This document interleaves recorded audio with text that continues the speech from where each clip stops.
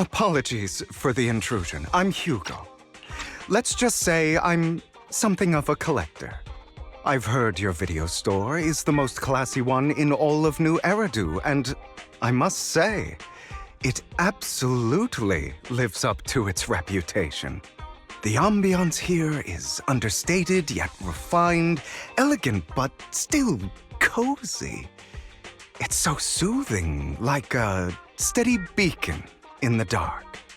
I've also noticed some well-known individuals frequenting this place, including elite members from PubSec and HSO. Your achievements at such a young age truly impress me. Aw, thanks. I'm flattered. Yep, exactly what you said. Trust me, I'm being honest. I do find your store quite special. So, I guess the rumors about this place are true. Children of devils. What are you talking about? I'm not following. Am I imagining it? Or do you seem really nervous all of a sudden? Children of Devils is an old movie I've been searching for, but it's so niche I can't find a copy in good condition. Or perhaps, did this movie remind you of something else?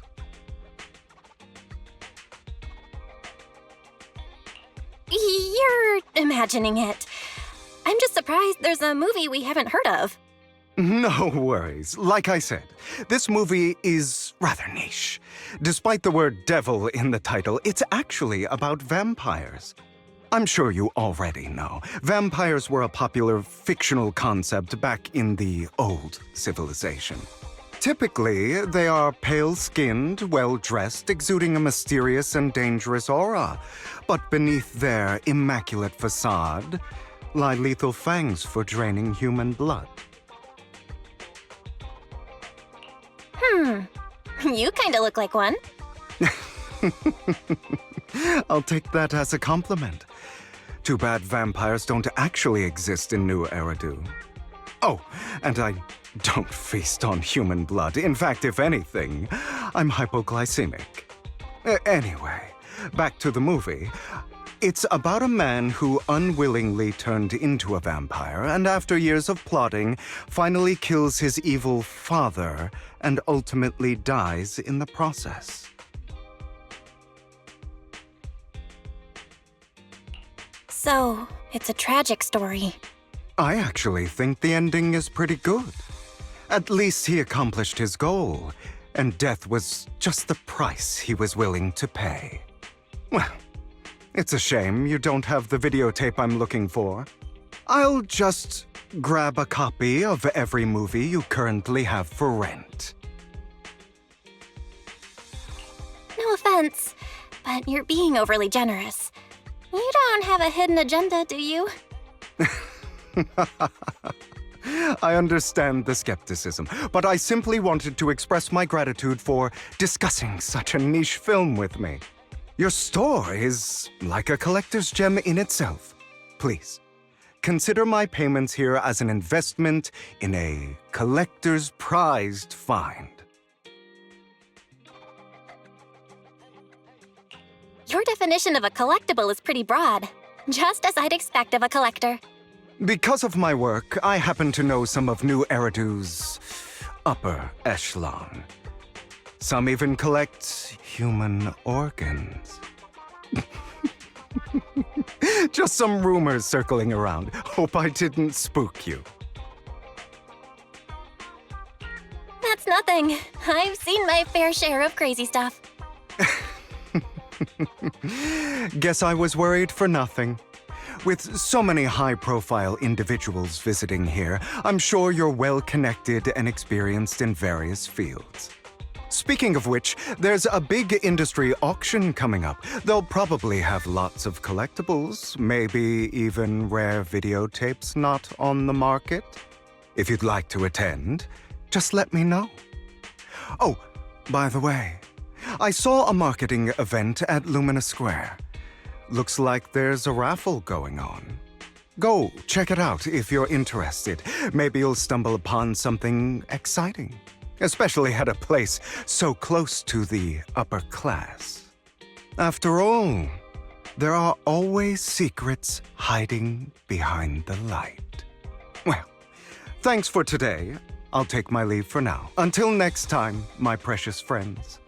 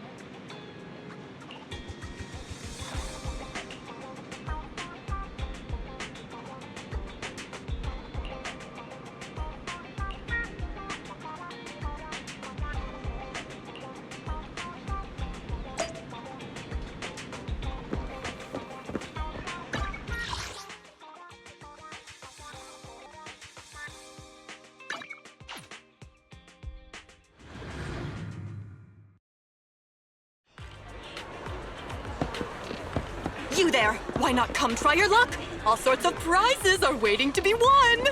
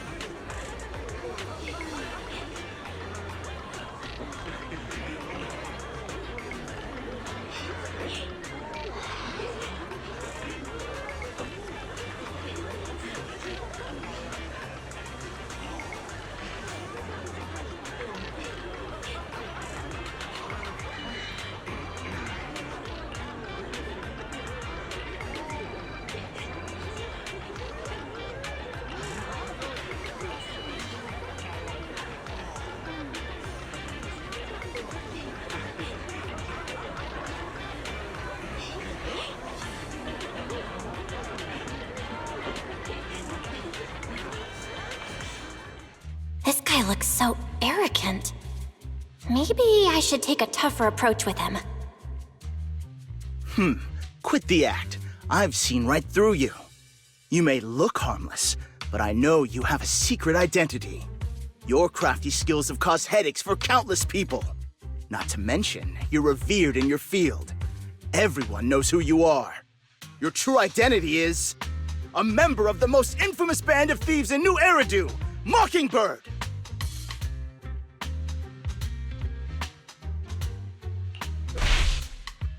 What do you know? My true identity is even more infamous than Mockingbird. What? You're even more evil than Mockingbird? No wonder you snatched my wallet! I know. Now might not be the best time to say this, but I'm genuinely curious about your true identity. Forget it. Clearly, you have no idea who I am. I'm Curtis Ravenlock.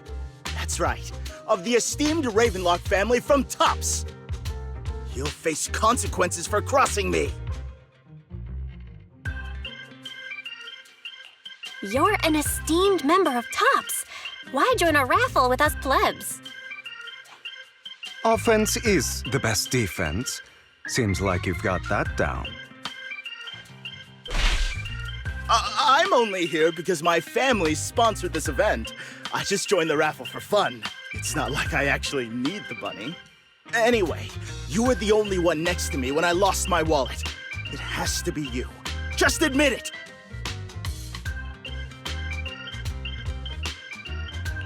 Listen, you can't just throw accusations around. you'll be held accountable for what you say. I did not steal your wallet. But if you insist that I did, let's go to PubSec together. Of course, if you can't prove it, I'll be pressing charges against you. Press charges? That's a bit too extreme, don't you think? Looks like you found the right approach to deal with people like him. In any case, my wallet is missing. It had a ton of Denny's, so someone's got to answer for that.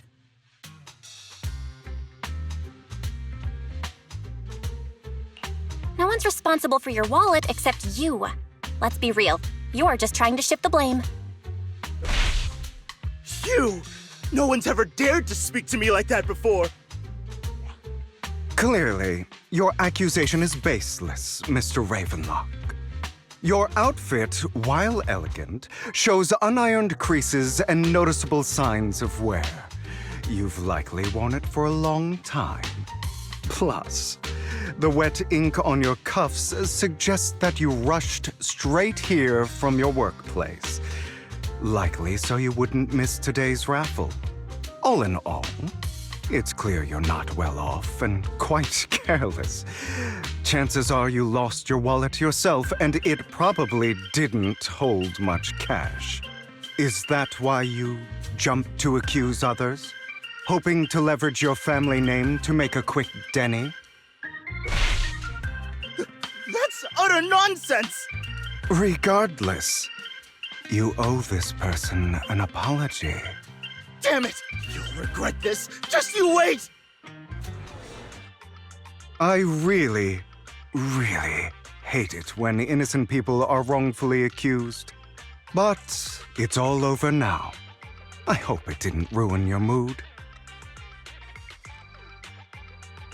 I still have some doubts. Did he really just drop his wallet?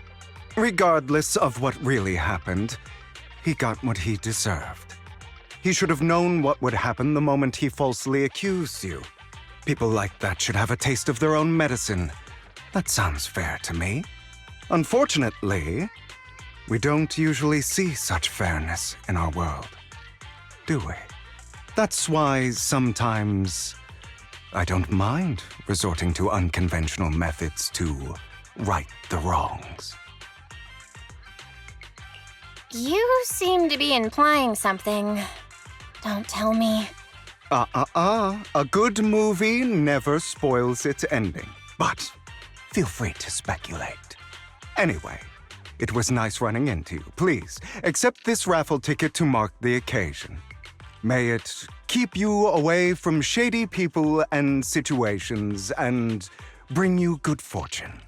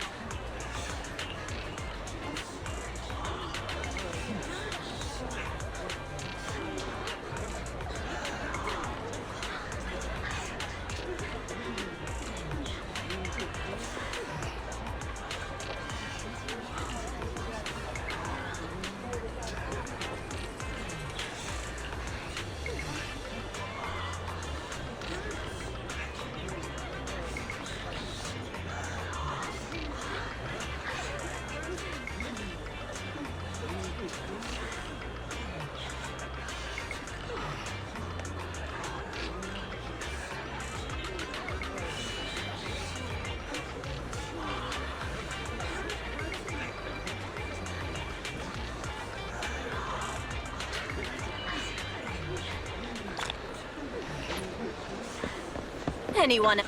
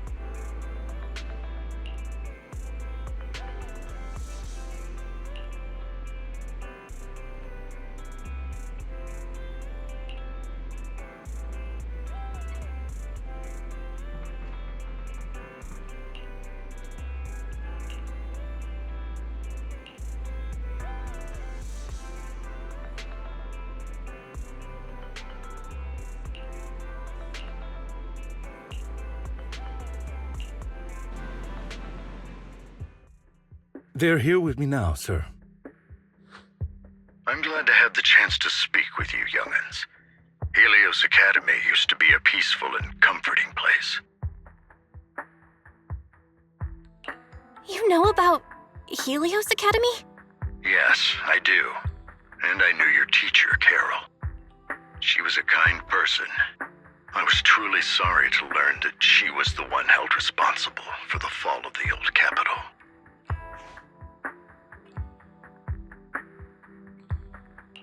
She was innocent. There has to be more to the story. I hope so too.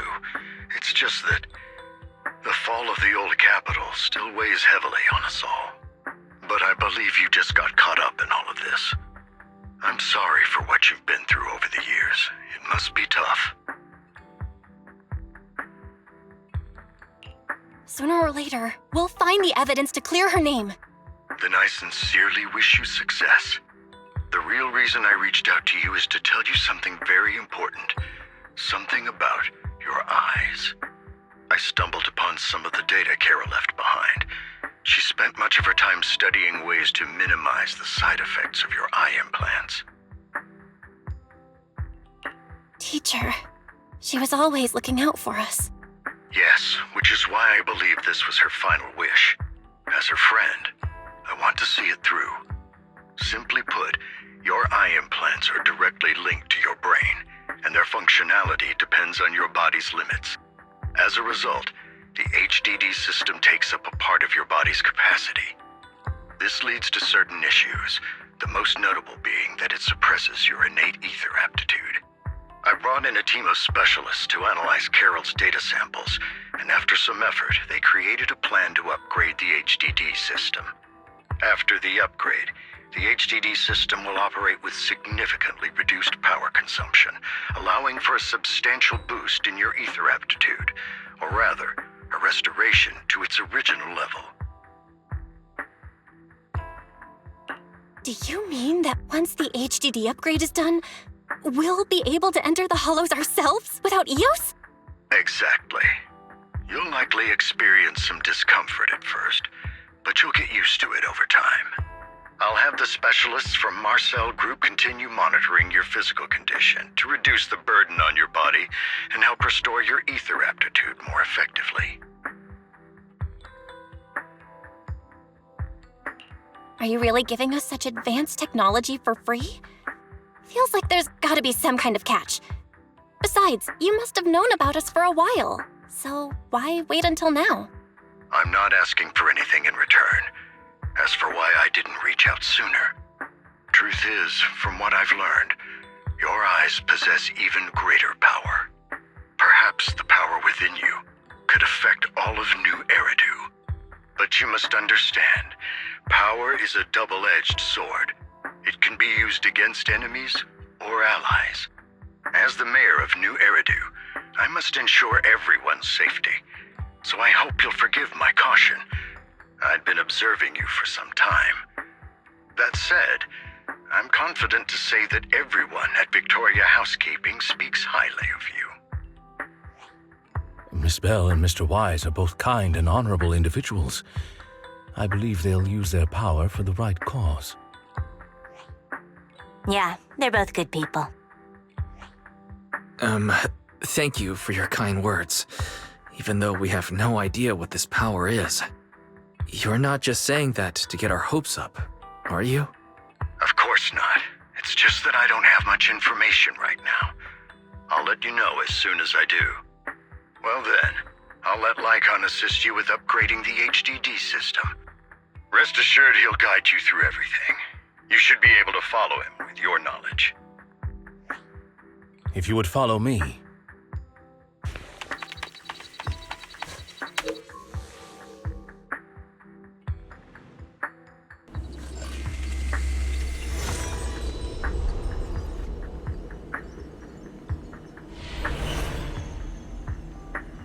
How are you feeling now?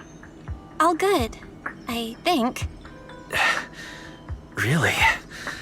I'm feeling a bit off. Your body is adjusting. Give it time to adapt to the changes. As a precaution, Hold off on entering the hollows until you feel better. I see. In that case, I'll sit back and help Belle for now then. It's quite impressive one of you adapted so quickly. Your ether aptitude is now on par with most hollow investigators, meaning you're ready to explore regular hollows. But you must be careful at first. Lycaon, Ellen, why don't you two go along? One of the data piles in the hollow near the metro is malfunctioning, and we need a skilled proxy to address it. I'll assign this task to you. Of course, you'll receive fair compensation upon completion. Take your time in the journeys ahead. You've got plenty of time to uncover your full potential.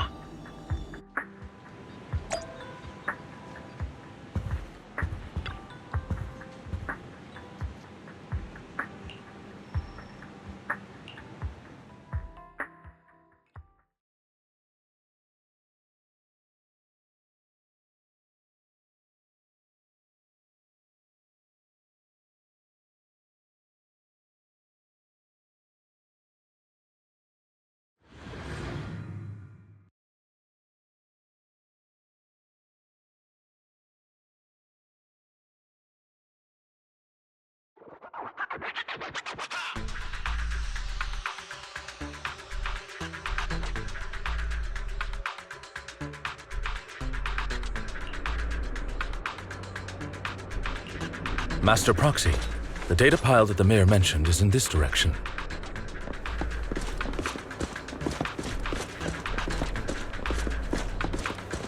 Let's keep moving.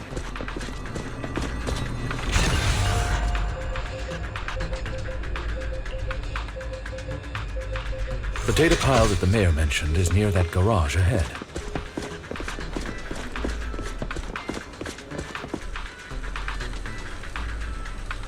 What a pain.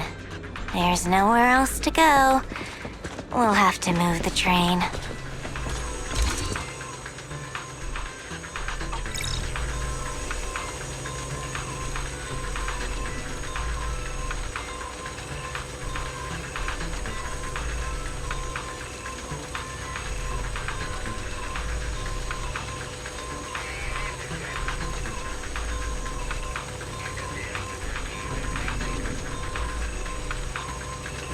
We should search for the passcode nearby to disable the laser, and then move the train.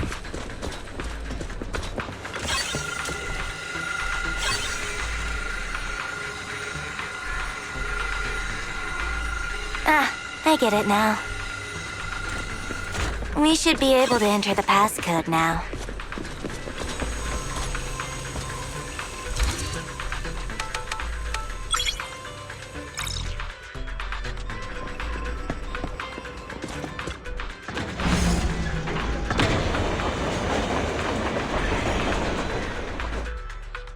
How are you feeling now, Master Proxy? Fantastic!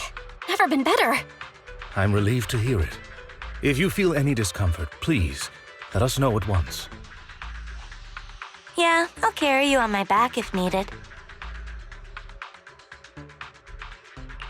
Well, that won't be necessary. You've always had a sharp mind, and now you've got the muscles to match.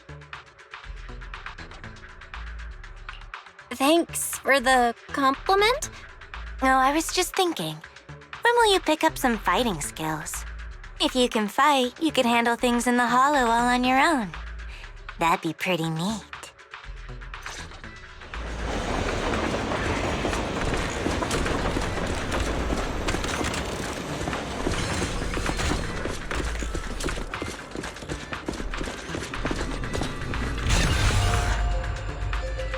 Master Proxy, the data pile is right up ahead.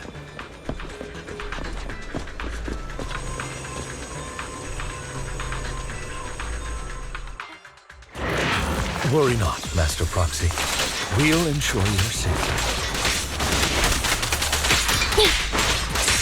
Thank you.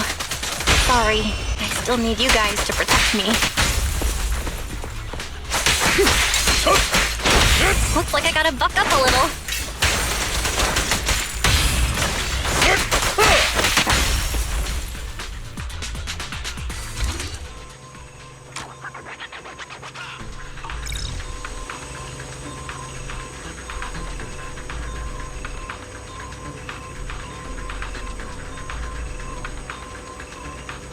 Oh, it's another passcode. We should be able to find the passcode nearby. Let's keep an eye out for it.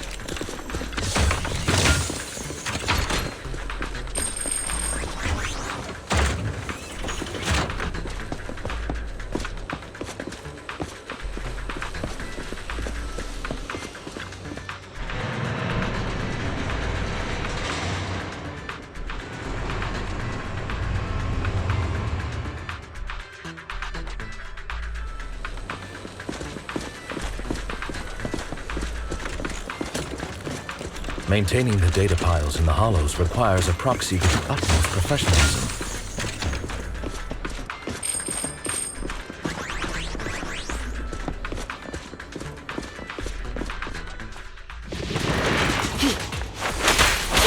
Avoid it.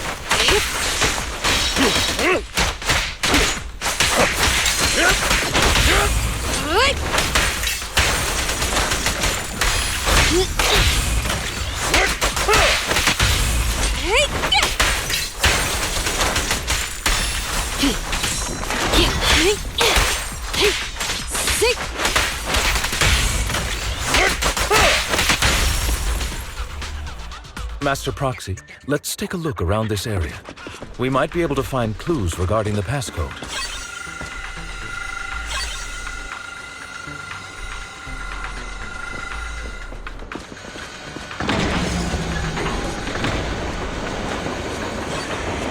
Proxy's moves seemed more fluid in that lab. Master Proxy, this should be the second passcode.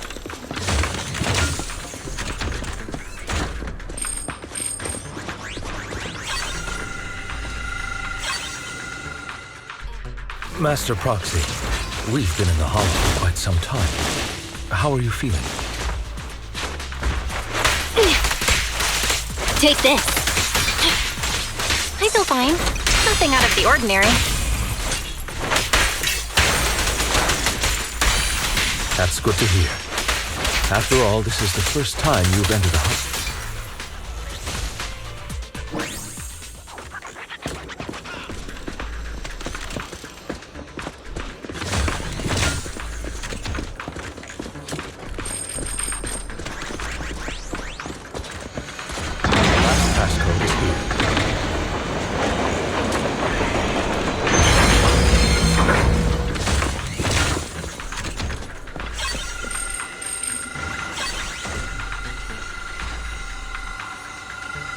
All right, that's all of them. Let us return and open.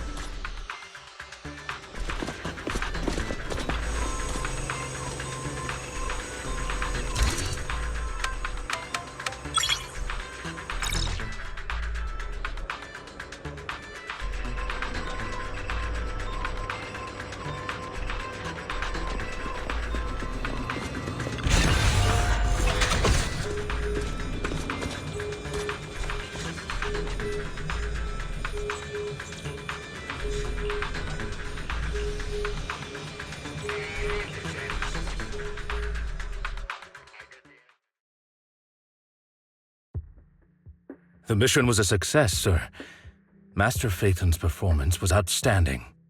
Excellent. You truly are exceptional. I'll be frank. I contacted you because I need your expertise for an important task. I'd like you to participate in an auction and help me secure an item up for bid. Hold on. Is it the same auction I heard about? The one with all the high-profile attendees? Yes, that's the one. I knew asking you was the right choice. Since you're aware of it, I'll get straight to the point. It's related to the sacrifice you encountered. Sacrifice? Has it appeared again? Remember the sacrifice you took down near the construction site?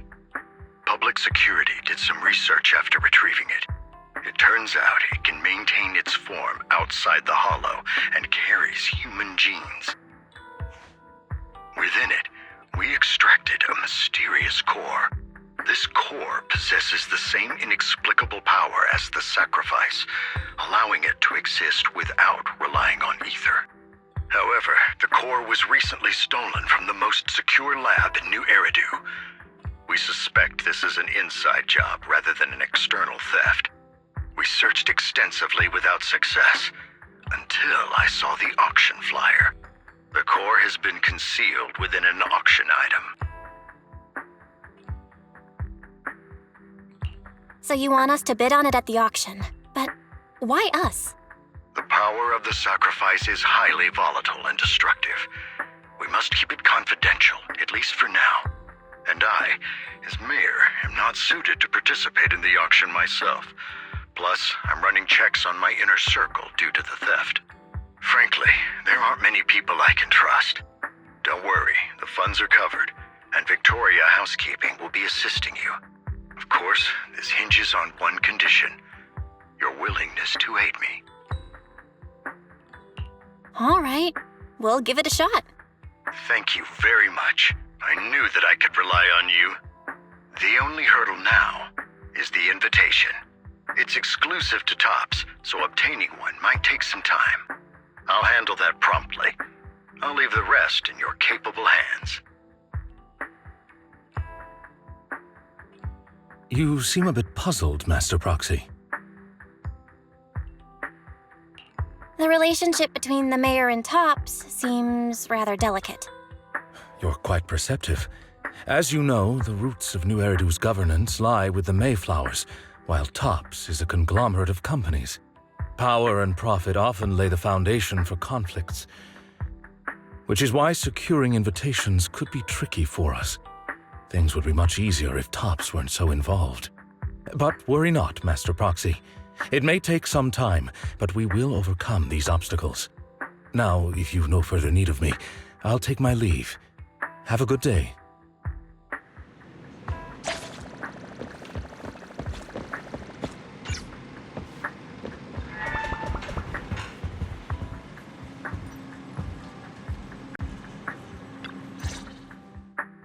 Didn't that collector Hugo mention if we wanted to attend the auction to give him a call? But he didn't leave us with his contact information. Odd, right? If he wanted us to contact him, why not leave a number? Did he just forget?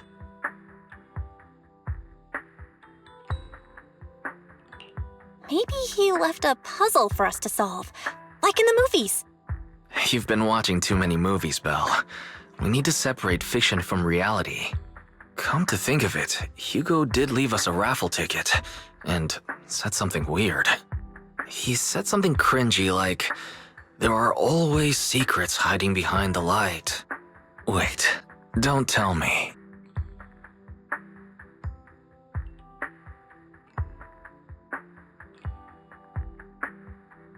I get it now. This guy watches too many detective movies. Anyway, let's try contacting him. Aha! It's you! The manager of my favorite video store. Glad you've cracked my little puzzle. I've been waiting for you to contact me. I was worried I might have left a bad impression. Actually, I have a favor to ask. About the auction you mentioned. Could you secure 2 invites for us? Ah, so you'd like to attend the auction? I'd love to assist, but unfortunately, I have some tasks at hand. But if you two can help me with my current task, I should be able to find time to get the invitations you need. What kind of task? Is it something I can handle? Nothing too dangerous, I hope. Don't worry, I would never put you in danger. Let's discuss the specifics in person. I'll wait for you at Dew Gardening Shop in Lumina Square.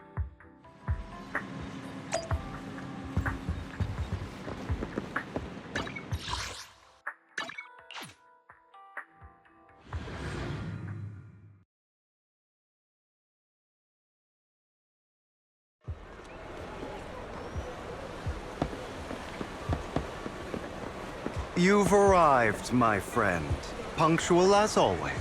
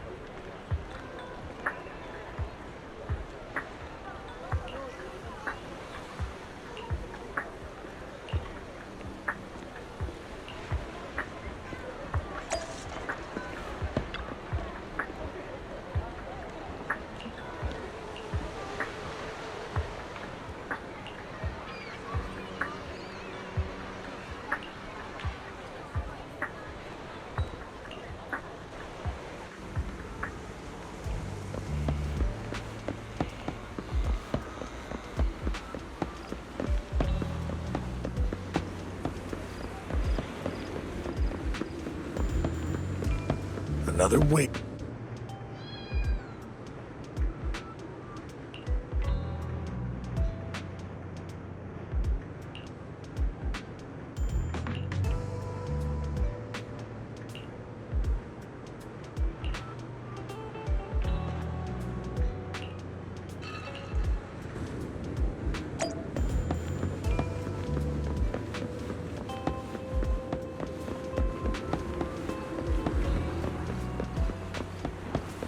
This time, I'll lead the family back to the top.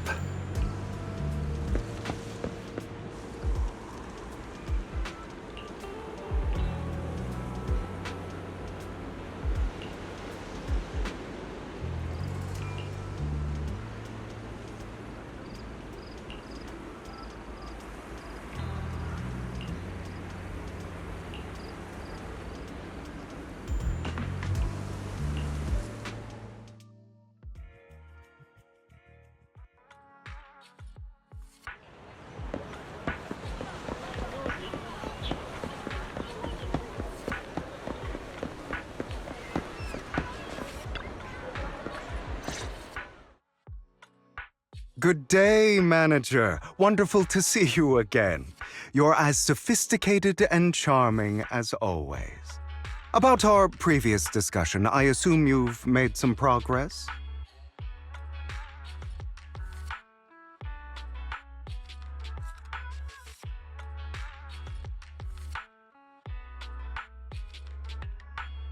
I see. Looks like it's more complicated than I thought. I appreciate your help. Here are the promised invitations for you. One was mine, but I won't be able to attend as I'll be occupied that day. I had to pull a few strings to secure these invitations, so please don't mention where they came from. Otherwise, someone might come hunt me down. Wait, seriously? Is the auction really that dangerous?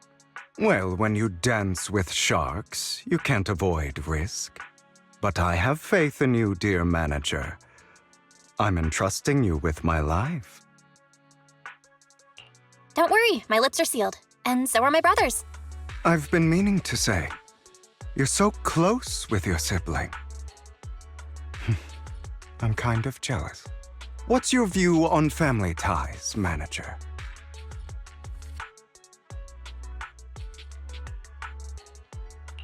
It's a bond you can count on. Like, no matter what happens, Wise and I have each other's backs. That's the exact kind of answer I expected from you. How lovely. I once had a half-sister. Different mothers. Had? Did you two fall out of touch because of an argument or something? No, we never argued. I would like to try, but it's too late. She's been gone so long. I can barely remember her face. I'm sorry. I didn't realize it was a sensitive topic. My condolences. It's okay. I brought it up first, and it was ages ago.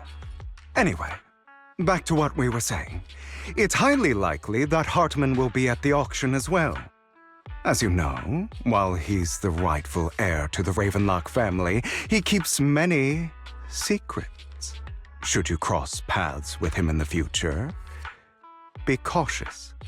He's sitting up on his high horse looking down on everyone else, and he'll do whatever it takes to get more power.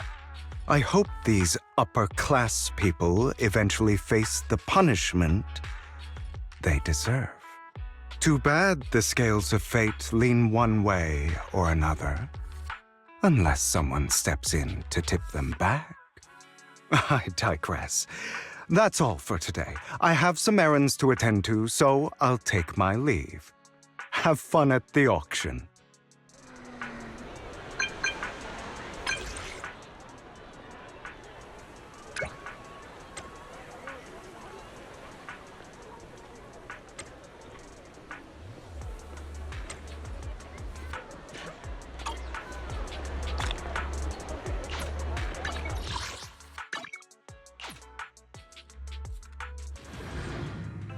It is a pleasure to see you again, Master Proxy. It's been a while.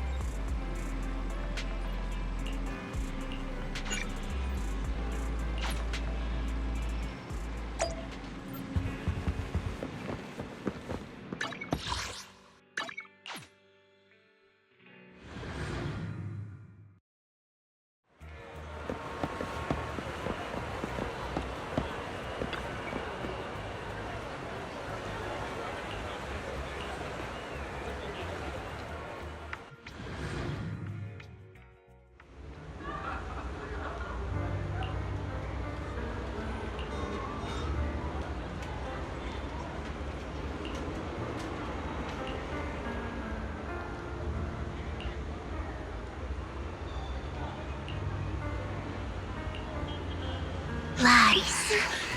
Deception. Betrayal. I see swirling mist, shrouding the truth in a deep, enigmatic haze. Found you. Chosen one.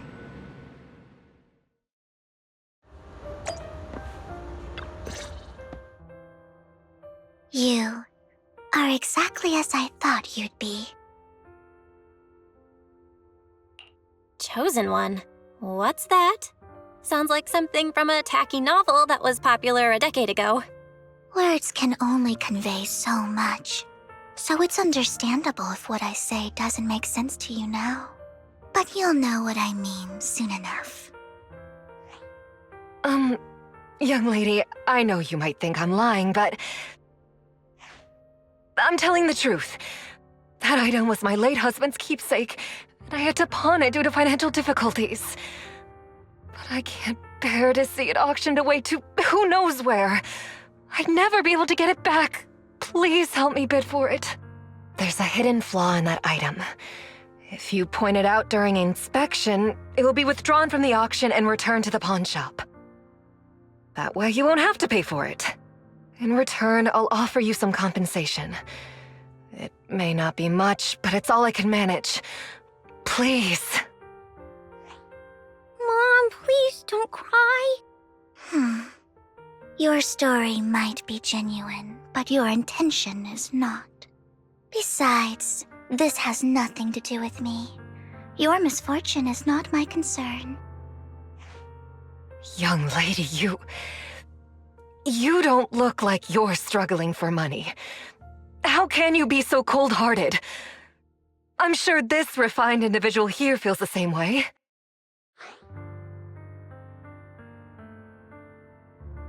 Huh? Are you referring to me? Yes, you! If you're willing, could you please... The auction is about to start. I'm not sure how you gained entry, but I'm sure you don't want to be driven out with your daughter. And you? Here's a little piece of advice. Don't let your sympathy easily sway you in an auction like this. Otherwise, you might get swindled. I'm Vivian, by the way. Pleasure to meet you. Dear guests, the auction will begin shortly. Please make your way to the venue.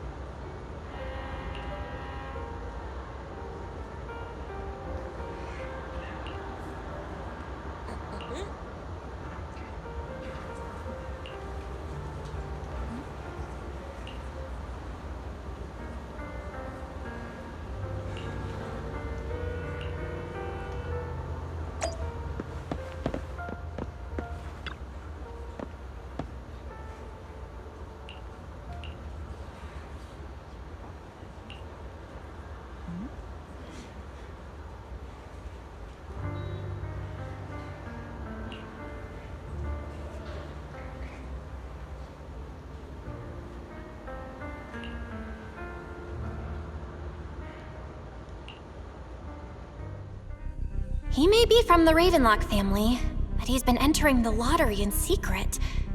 Maybe he's not as well off as I thought. Ugh, what rotten luck. I didn't expect to see you here. I won't back down this time. Well then, let's double our bid. A commoner would never bid so high. Damn it. A strong move, setting the tone right from the start. You should just give up already. I'm dead set on getting this item.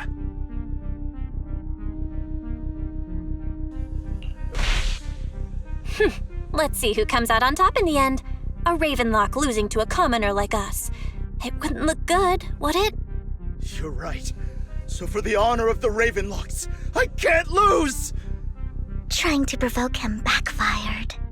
Okay. Let's not rush into inflating the price. Seems like it's just the two of us interested in the item.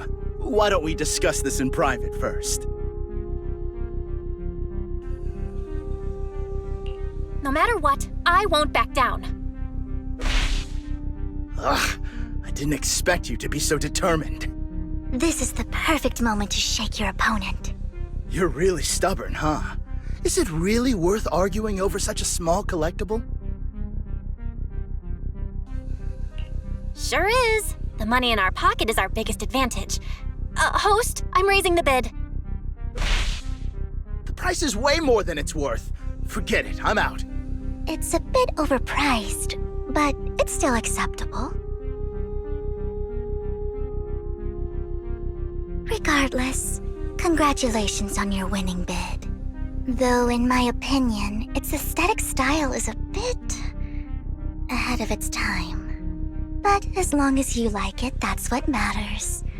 After all, the true value of art is in the love people invest in it. The next item is truly exceptional. The final creation of a legendary artist, the only one of its kind in all of New Eridu. The artist's tale is quite fascinating. Unrecognized during his lifetime, his works were discovered by art collectors after his death and became hugely popular. Because of this, authentic works are few and far between, making each one incredibly precious. And this stunning final piece, anyone who loves his work won't want to miss it. Without further ado, let's get started! Starting bid, 200 million dennies! If I can get it for under 500 million, I can still turn a profit. 300 million!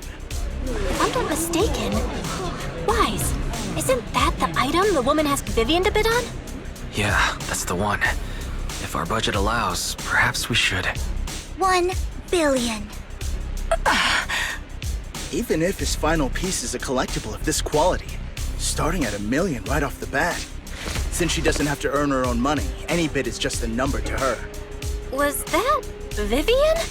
Wow, she just said, "Don't let your sympathy sway you," then went ahead and bid anyways. Yeah, but she can literally afford not to take her own advice. Ooh, this elegantly dressed lady certainly has refined taste and deep pockets. So, is anyone ready to challenge this young lady? Invest in the legacy of a talented artist who left us too soon. Its value could double in the future. I'd advise against it. I'm going to bid on this no matter the price tonight. This young lady is certainly very confident. Our time is almost up at $1 billion. Going once, going twice, going 3 times. Sold for $1 billion. All right, ladies and gentlemen, that concludes the first half of the auction. Please feel free to unwind in the lounge for a bit, as more treasures await in the second half.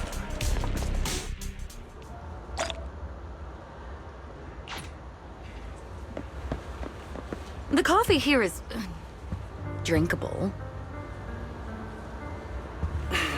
Why are there so many unfamiliar faces around? I thought this was for regulars only. The coffee here is drinkable.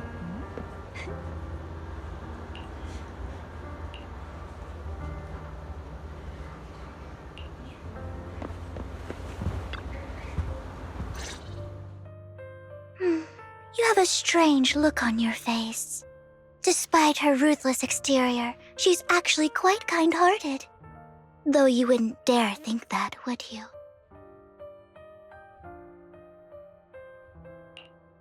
How did you know? Looks like I hit the mark. Just to clarify, I didn't assist that woman out of kindness, nor do I plan on giving up the item I just purchased, because it's nothing more than a common scam. A scam? So you're saying that woman is a con artist? They'll tell you a tragic story, begging you to help bid on a collectible at a high price. They promise a reward and guarantee the item will be withdrawn from the auction, so you think you won't have to pay anything. But the reality is, once you bid, the deal is done. No going back, and you end up shelling out a hefty sum for something worthless. So, why did you still bid on the item? I really enjoyed the story of that legendary artist. Art, at its essence, sells stories, doesn't it?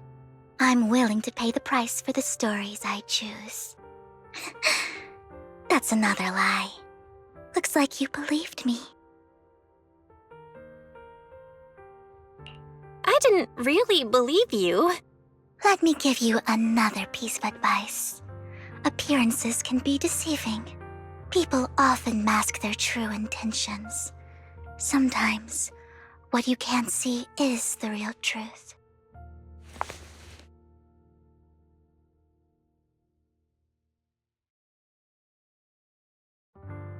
I hope next time you'll accept my invitation, and not that of these pretenders. I'll see you soon, my friend of many secrets.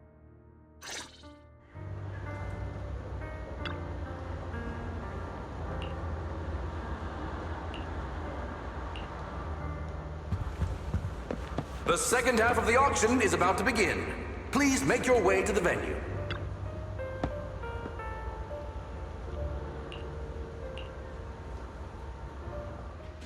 Ladies and gentlemen, welcome back! Up next in our auction is tonight's showpiece, the one-of-a-kind Robe of Heroes!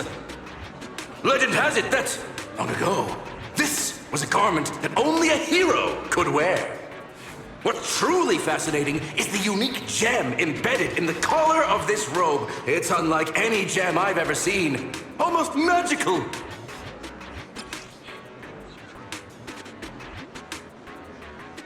Wise, that gem's probably what we're looking for. Such an important item, yet it's just there on a piece of clothing, completely unprotected. How gaudy. This auction sure is busy. There's people of all sorts, whether they belong or not. Robe of Heroes. What a tacky name. Nonetheless, I'll secure it. In the name of the Ravenlock family. Yes, I see it. Seems authentic. Of course, I'll keep an eye on it.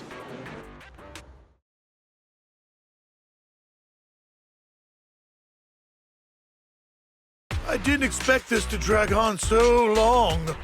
I believe there is no meaning in continuing this senseless bidding war. Frankly, wasting time irks me more than squandering money. So, my friend, let's cut to the chase. What did you have in mind? This man is pretty shrewd. Maybe I should match his energy.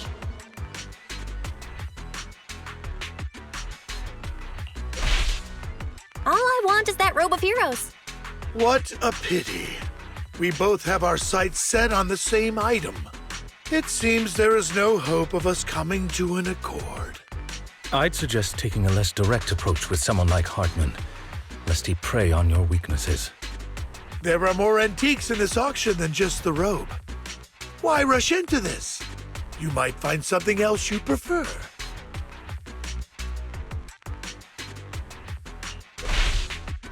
I'm not a collector, so I'm not into antiques.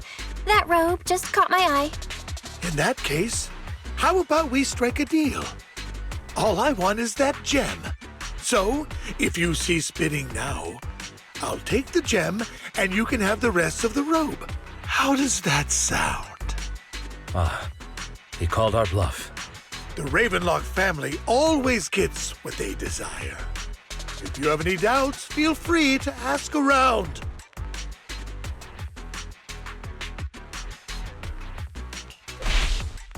If your family really is that powerful, why engage in a bidding war with a commoner like me?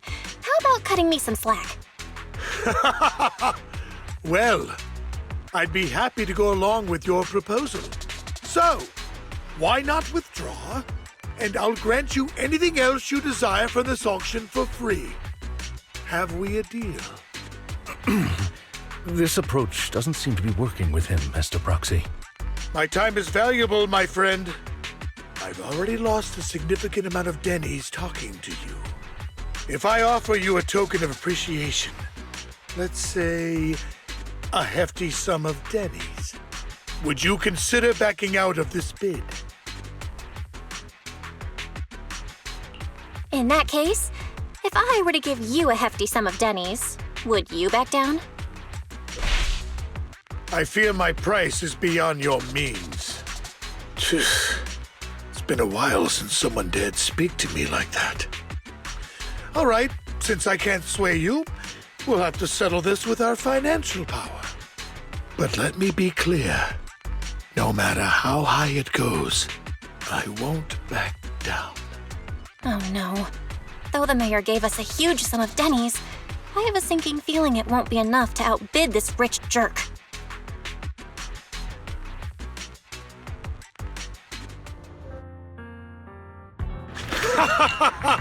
Thank you, everyone. It appears I'm the final winner of this auction after all. Well, I'll be taking this masterpiece with me. Of course. I must extend my sincere gratitude to all of you. Damn it, we almost won! Ugh, denny-grabbing jerks. I got a message from Hugo. He wants us to... Look up? What happened? Why'd the lights go out?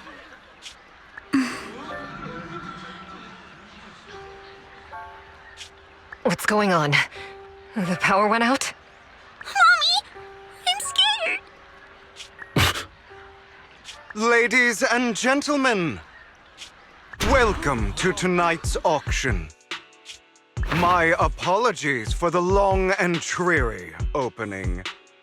Losers always have a lot to say.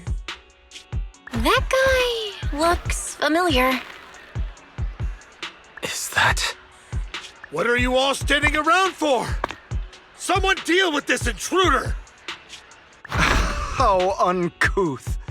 I'm simply here to reclaim what's rightfully mine. You! When did you...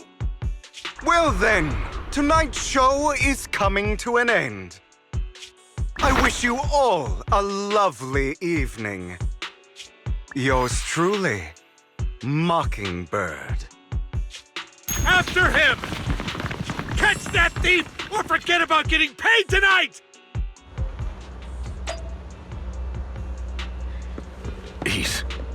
I can't believe he's here. And his target happens to be that core, too.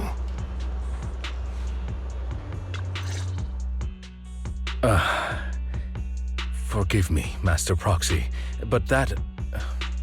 Mockingbird and I have... history. He might find it surprising, but I know him too. You do?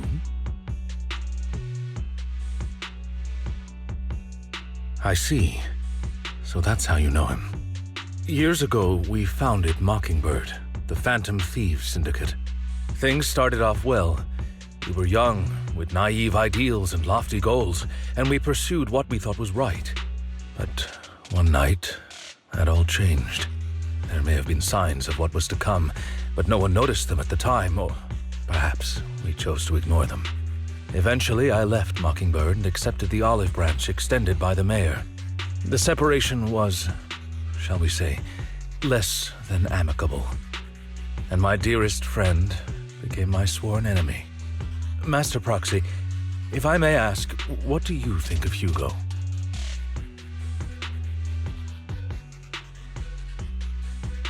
Though he helped us before, and he seems pretty nice, I can't help but feel something's off.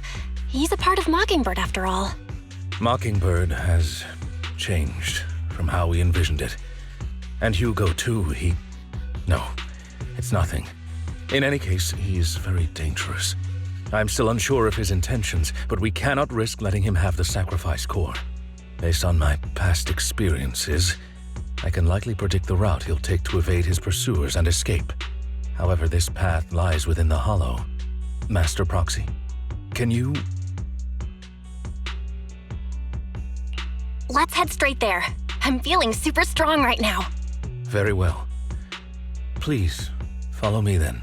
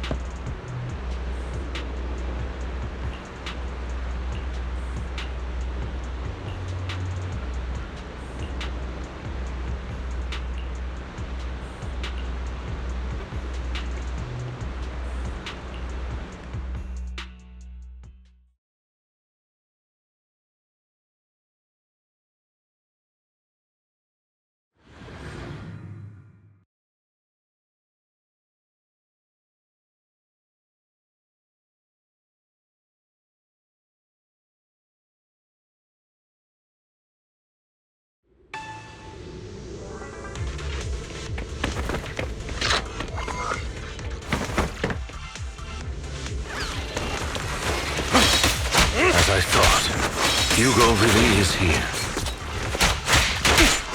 When we were still working together, he would often choose routes that were difficult to attack, yet easy to defend. Master Proxy, the layout of the port is complex. Ethereals may jump out from any corner.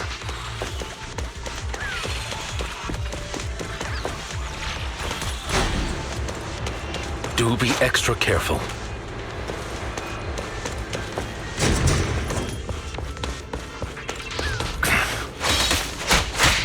So many ethereals. They don't seem to faze him at all.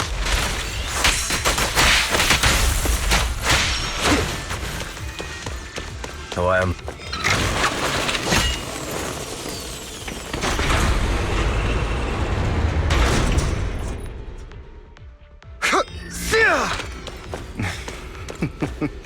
Goodbye, my friends.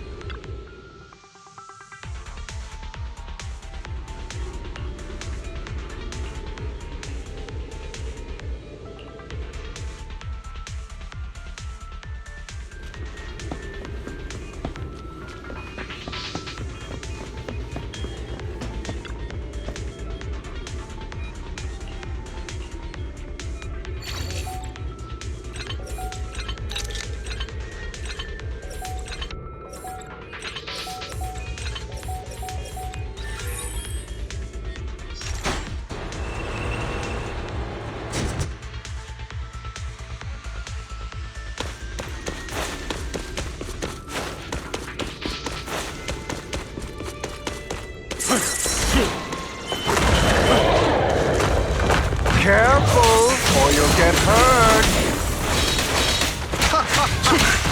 I'm not going to let you have your way. Master Proxy, that's one of Hugo's weapons. Make sure to avoid it. He's extremely familiar with this place. Master Proxy, dragging this out will only be to our disadvantage. Let's proceed through here post-haste.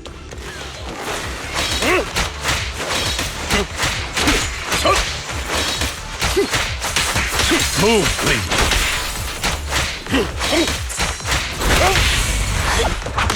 Stay calm now. The mechanism here isn't damaged. It's still functioning normally.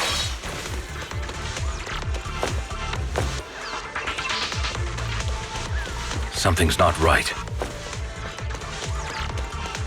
It feels too easy, almost as if you let us through on purpose.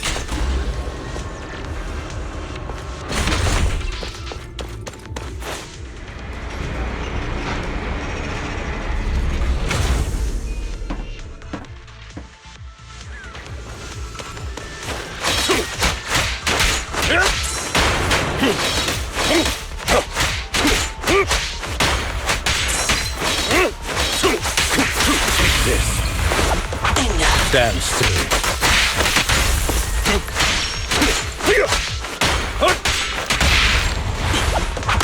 Stay calm now.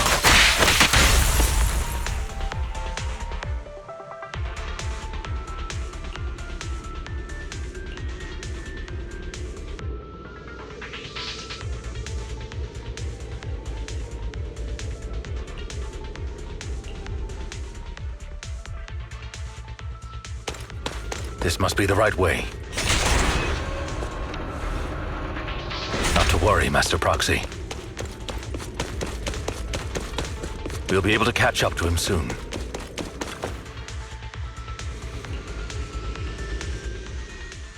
It should be this way.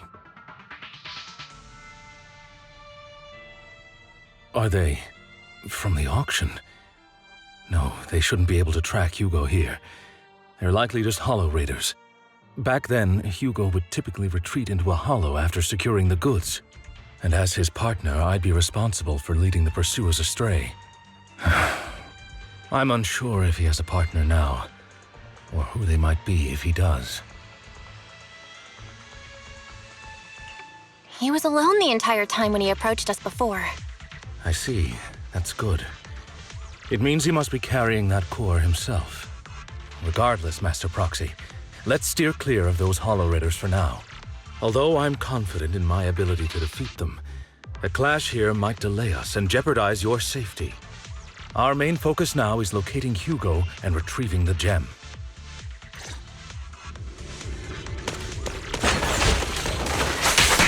Time to hunt.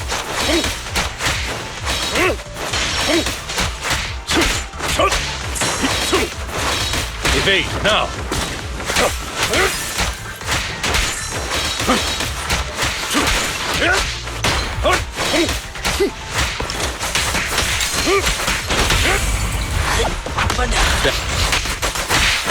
He should be nearby.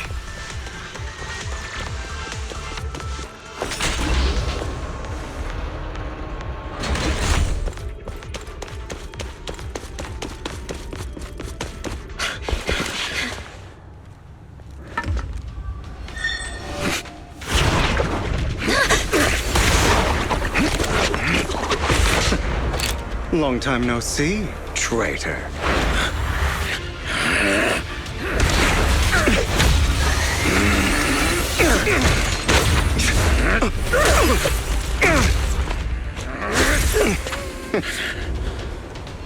It was you who broke the oath, not me!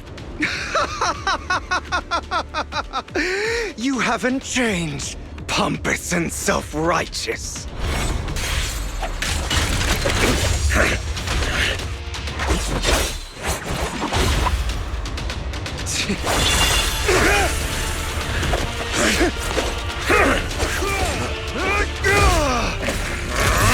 You're beyond reason! Both of you! Enough!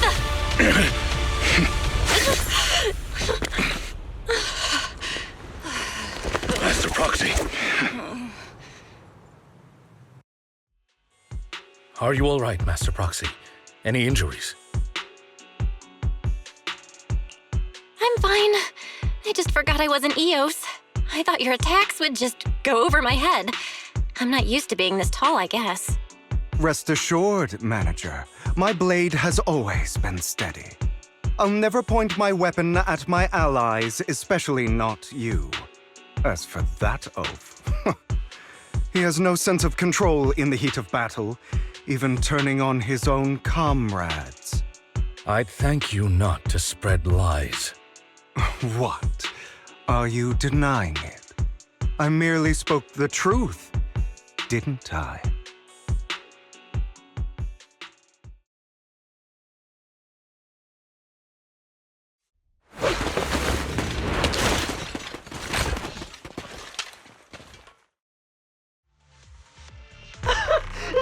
We were in for a tough day, but it seems we struck gold in the end. If you value your lives, you better hand over all your etheric resources and any other valuables you've got. I have no conflict with you, gentlemen. I'm here for personal reasons, not to mine ether resources.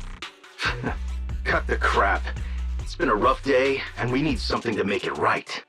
Whatever your business is, pay your dough or bite the dust. Pay our dough. This is the Hollow. You're not claiming this Hollow as your own, are you? Not even the current mayor of New Eridu would dare to make that assertion. Am I correct, Mr. Mayflower Watchdog? You sure have a mouth on you, pretty boy. Don't push it. We've buried idiots like you in the Hollow before, and soon you'll be joining them. I'd urge you to reconsider. Huh? Unfortunately, your kind advice has come too late. They've already worn my patience thin.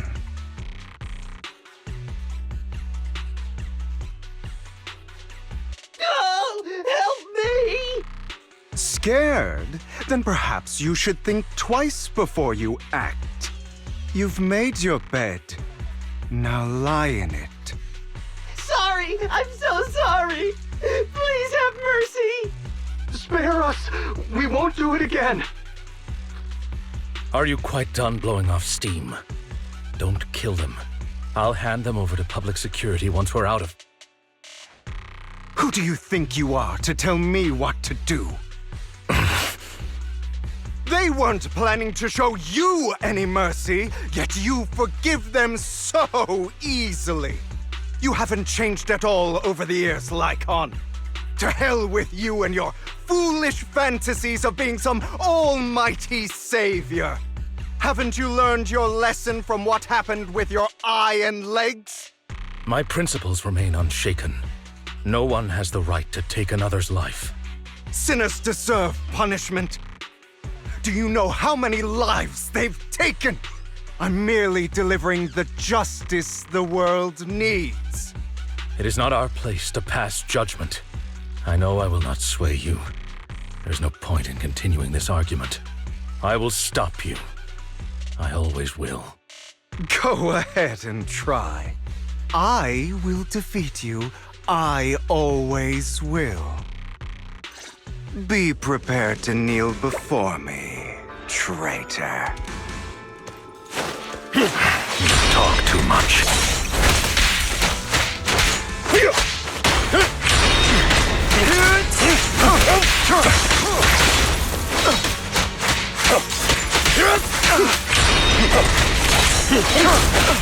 Amateurs.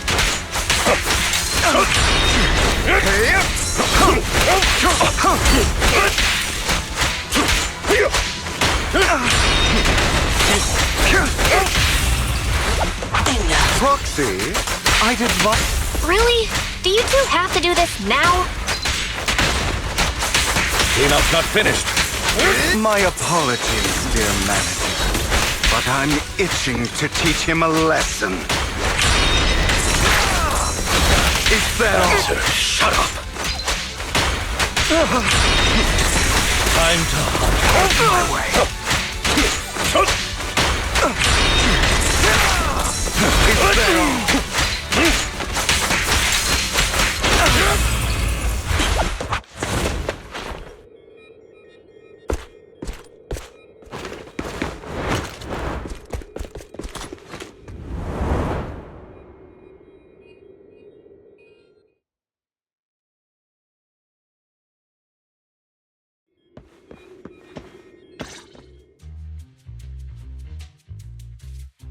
Worry not.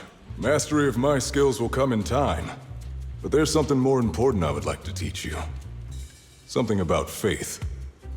Does a phantom thief even need faith? Of course. What else would we fight for? For wealth, fame, and power to stand at the top, so nothing and no one can imprison us. Isn't that what everyone desires?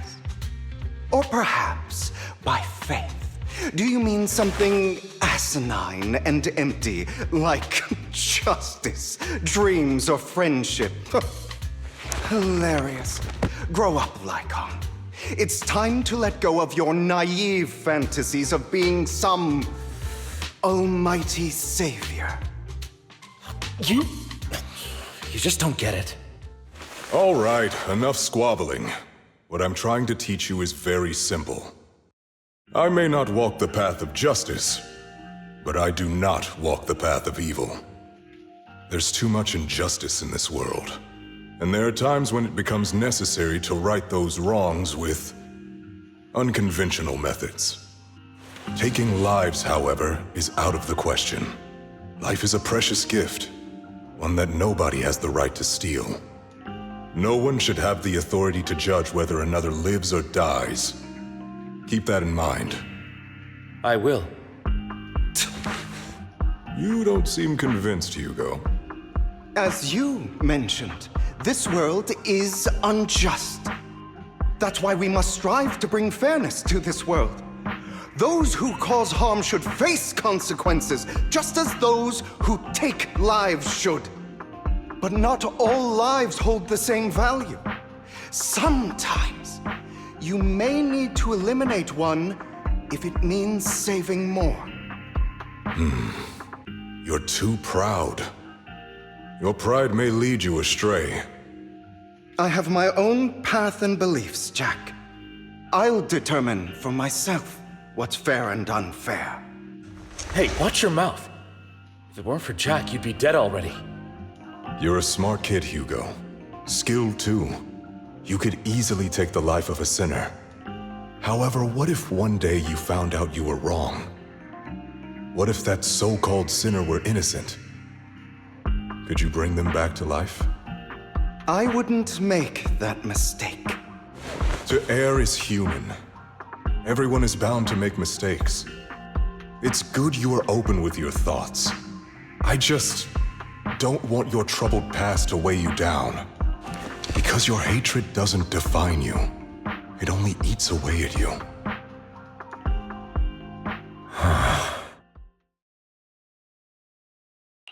What's wrong, Lycaon?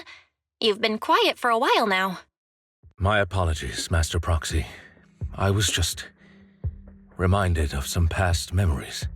Before Hugo and I founded Mockingbird, we had a mentor, Jack. He took us under his wing when we were in dire straits, imparting his skills and life lessons. But Hugo didn't agree with his viewpoints. Perhaps our paths were always fated to diverge. Okay, I'll admit. I've been itching to ask, why did you two split up? Mockingbird, faced numerous triumphs, but also setbacks. And one of them was a disastrous one. Hugo. You... Was this you? All this? So what if it was? Have you gone crazy? Have you been planning this all along? You'd bury all these lives in the name of vengeance? They deserve to die. Especially my so-called father. I should have killed him a long time ago. A really long time ago. You know what, Lycaon? There's some people whose only purpose in life is to bring more suffering into this world. Sometimes murder is what brings justice back into this world. And for that, I must stain these hands in blood. Enough! I can't trust anything you say anymore. I'm leaving Mockingbird, now! Where are you going? Anywhere. Someone from the Mayflowers got in touch with me before. Are you mad? You know what those hypocrites in city administration are like. They're no different from tops. We fought them together all this time, and now you're leaving to serve as their lapdog. Are you going to turn your back on Mockingbird? Turn your back on me? The mayor is different from the others. But it doesn't matter. I'm not going to even try convincing you. As your friend, I'll give you one last piece of advice. Please, stop here. Otherwise, the day will come where your hatred and ambition will consume you.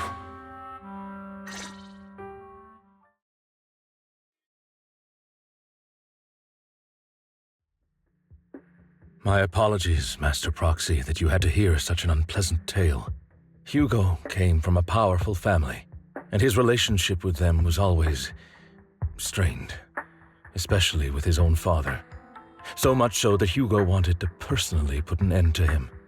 After shouldering a mountain of injustice, Hugo ran away from home. That's when Jack and I met him.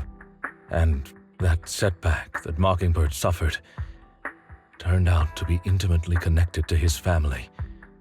I had thought it was just a normal mission, when in fact he was plotting revenge. He took advantage of me and everyone else there.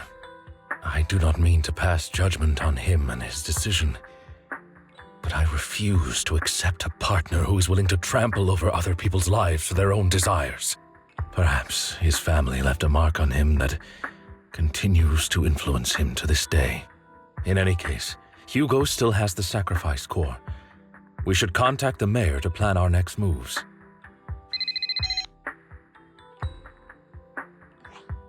A pleasure to speak with you again. Lycaon has already filled me in on Mockingbird stealing the sacrifice core. I'll deal with it. Anything else we can do to help? I mean, we didn't manage to complete our mission. No. You've done well. It's just not appropriate for you to get involved in what's to come. We've been through far more dangerous situations. Plus, we've dealt with Mr. Mockingbird before. So maybe we could help you. Really, I appreciate your kindness. It's just... Very well. Seeing as you're all people I know I can trust, I'm going to be frank. Not long ago, I received a letter declaring criminal intent. Sir. Lycaon, I know you don't want to place them in danger. I feel the same way.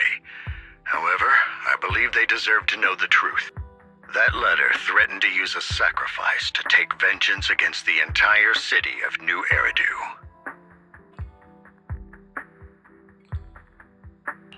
What do you mean by vengeance?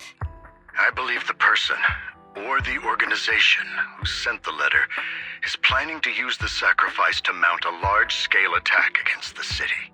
Everything we've uncovered so far seems to support this hypothesis. As you know, the sacrifice's true power is a mystery and cannot be controlled if anyone attempts to use it as a weapon. This is no small issue. If this gets out, it'll send the public into a panic. Please promise me you'll keep things confidential. Then let us help out. We can do our part too. But it's like I said before, it'll be too dangerous for you. Whichever way you look at it, you're still citizens of New Eridu, and as mayor, it's my duty to protect you. Plus, Carol would be furious with me if I put you in danger. If she were still around. Anyway, I'm not at liberty to discuss this matter any further. Please rest assured that we will handle things properly as the administrative authority of New Eridu. That's right, Master Proxy. Please trust us. So that'll be all for today. Goodbye for now.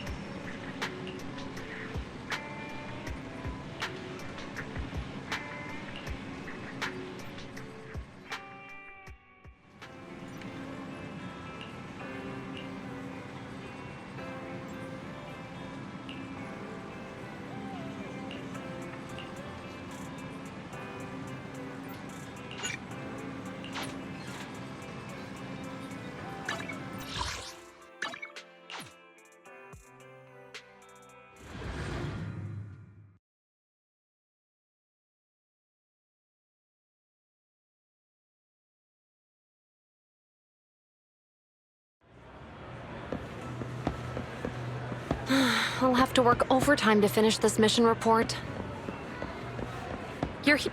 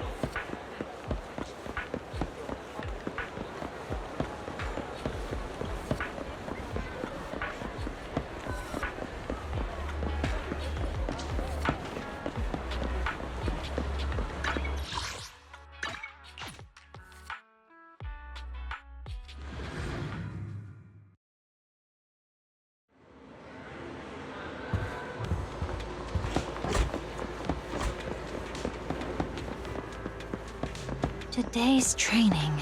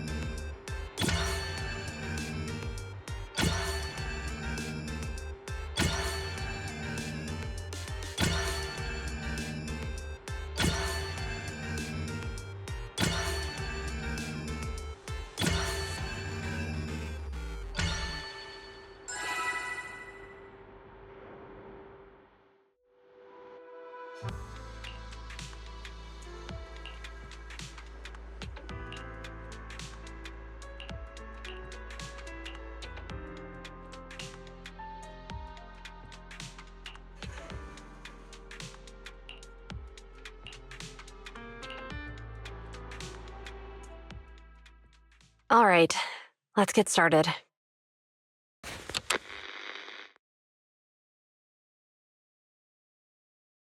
I'm probably not getting out of this hollow, but at least this tape recorder still works. Let's say these are my last words. I gave away my anti-corruption equipment to save those civilians, so I'm not in good shape. Unfortunately, we came up against a horde of ethereals right after that. I rushed over to fight them off and tried to save the civilians, but in the thick of all the fighting, I turned back and realized that I was somehow alone. Nobody was behind me.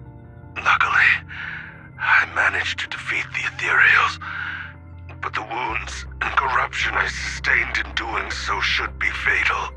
I don't mean to cast the blame at all here, and if any of my colleagues ever pick up this cassette, I hope that nobody is ever held accountable. It's just human nature.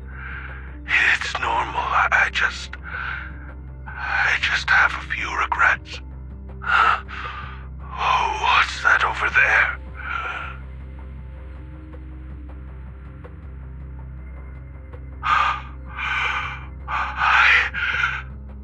I've seen a miracle.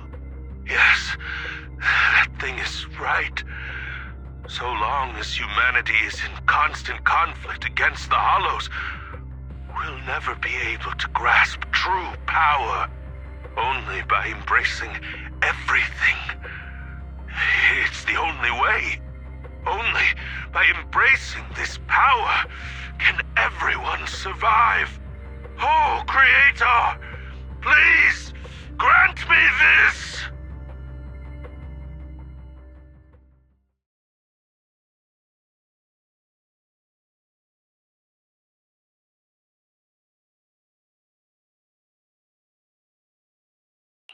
Are you okay, Jiyuan? Don't be so sad. Thanks. I'm okay. It's just, even though we had our suspicions, now that everything is out in the open, I can't help but feel a little... Well, at least now I know the reason why he changed. What did Bringer see during the recording? Whatever it was, he called it a miracle. I saw the mission report from that incident. Bringer emerged from the Hollow unscathed, completely free from injury or corruption. Plus, I remember him rescuing a few civilians and walking out of the Hollow together with them. But if that's the case, then it's at odds with the audio we heard. Which one is the true version of events? It's possible that both are true. Like if Bringer actually met a real god that completely healed his body and helped him save the others. And that's why his mood changed so much. Why he started believing the Exaltists. Because he witnessed a miracle. That sounds like a reasonable speculation at this point. But it still exceeds the limits of what we know. In any case, it's a clue that ultimately points to the Exaltists. I'll keep pulling this thread and see where it leads.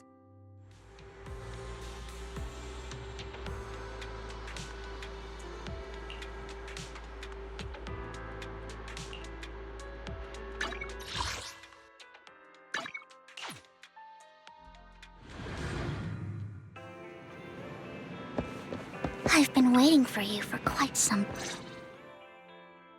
We meet again, Master Proxy. I imagine you've already managed to gain some info from the conspirators. About some people who wish to use sacrifice to launch an attack on New Eridu.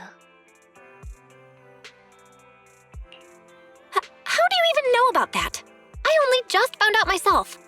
Because I've been watching you this entire time. I know many things. But unlike those hypocrites, I'm willing to share info with you to show my sincere hopes of working together.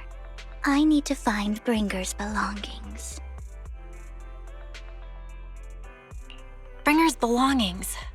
Did he even leave anything behind? Oh, he did. I have complete confidence in my intelligence network. All the more reason for you to work with me.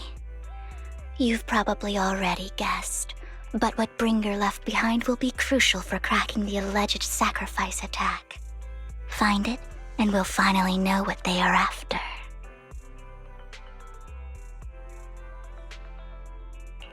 Who do you mean by they? The Exaltists, of course.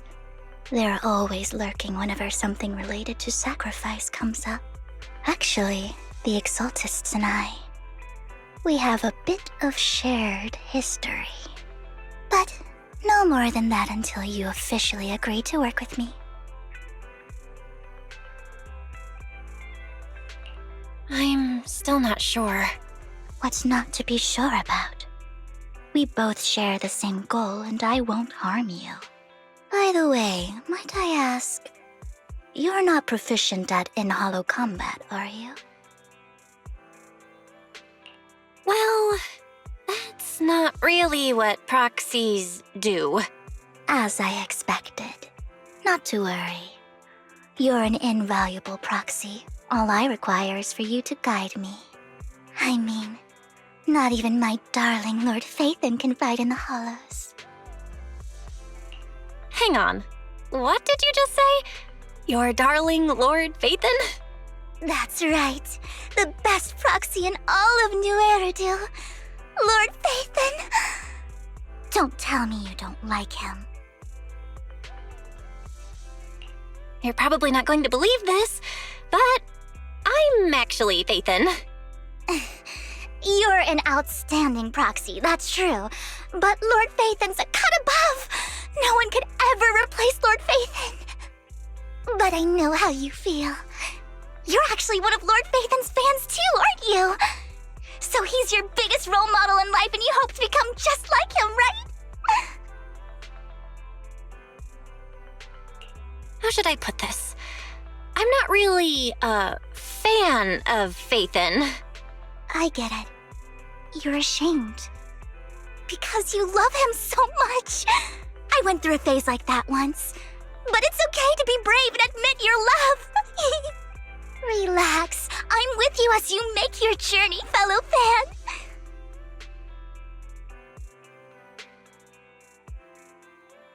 Oh my. Once I start talking about Lord Phaethon, I just can't help myself. Look at the time. I suppose that's all for today then. I'll be in touch with more news.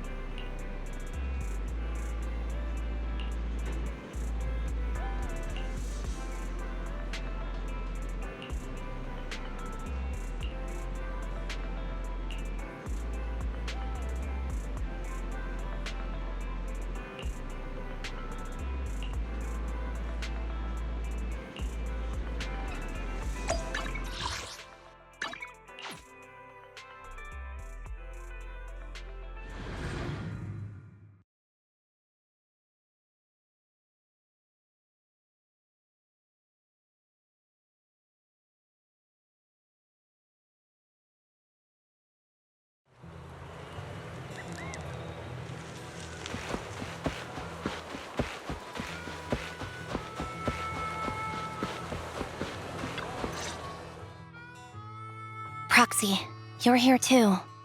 I didn't expect to run into you here. What are you two doing here?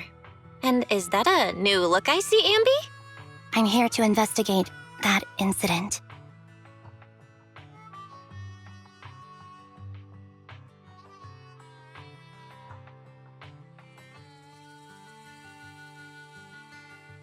I've recently dug up some clues about the person behind the operation.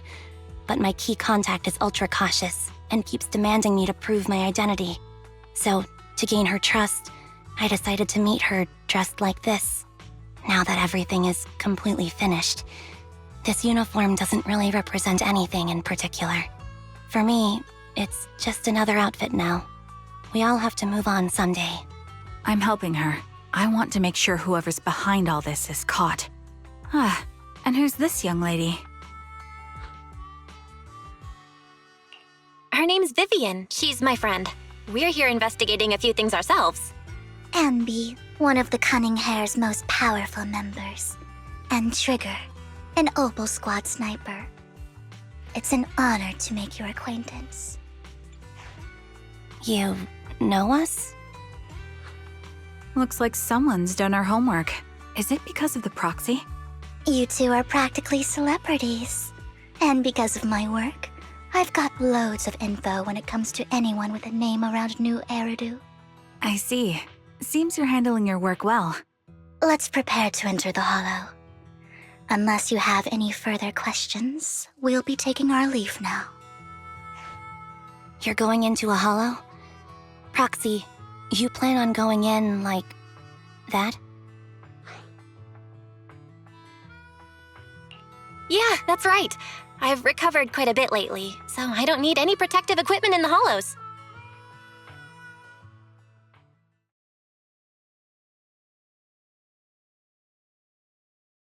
Huh. Aren't you that lady from before at the auction? Hello. I didn't expect to see you again, young lady.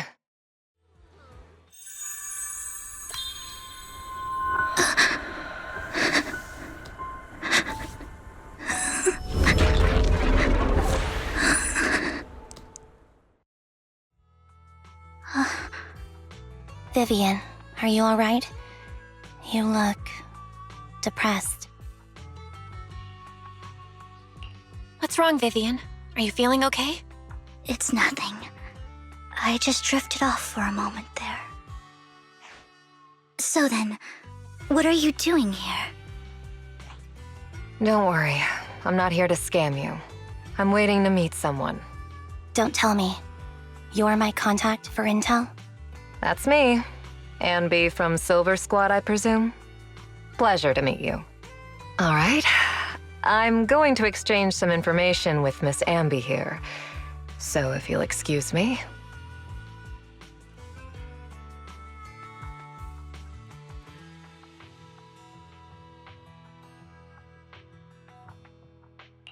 You're not looking so good. Everything okay?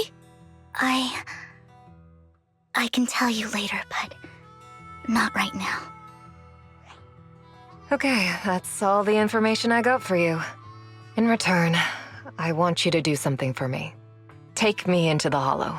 I left something very valuable inside. I have to find it. Seeing as we were just about to go in ourselves, why not join us? It's fine by me. But didn't you say you were investigating something? It's fine. There's no rush. Right, Master Proxy. Huh? Yeah. There really is no rush. Sure, let's all go together. It'll be safer with more people and we'll find your missing item more quickly. Thank you.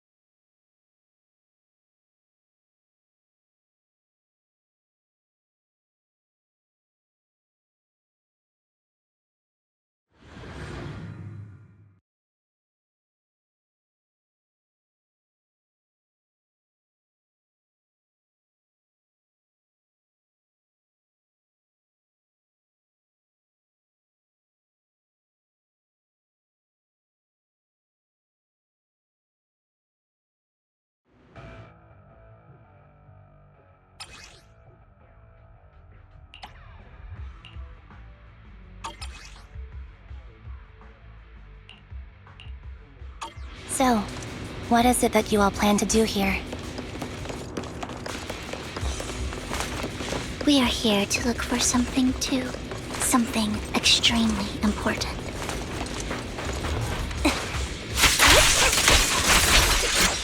New Eridu's future may well depend on it.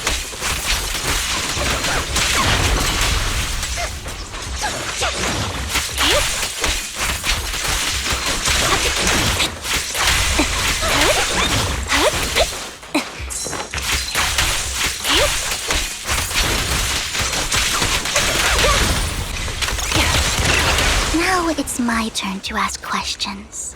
What exactly is it that you're investigating?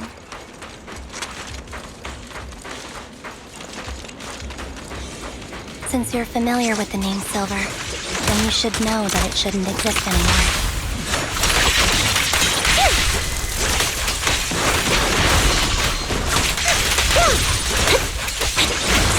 What I'm investigating has something to do with it.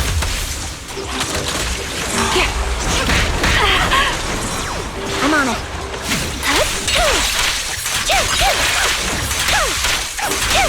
Get behind me! The enemy is ambushing. In position.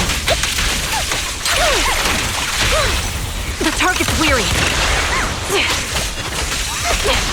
Right on cue. Right over it.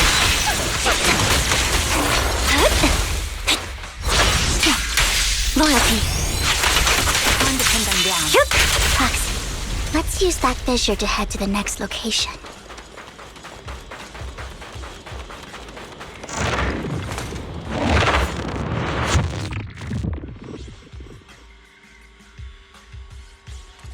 This is the place.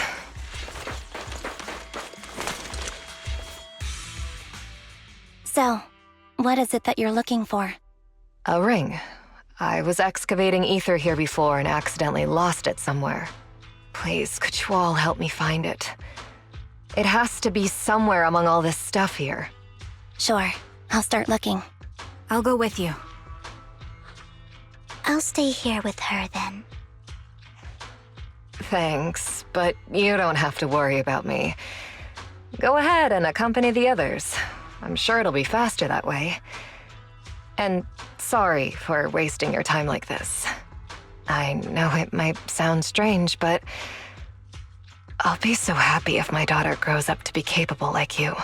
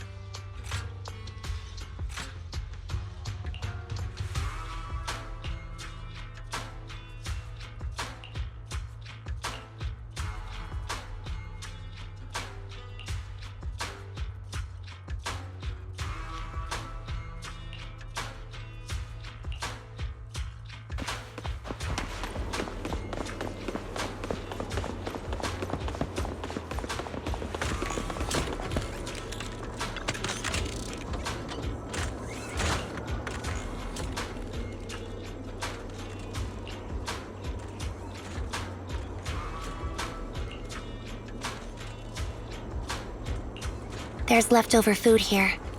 I don't want to imagine what's inside the bag.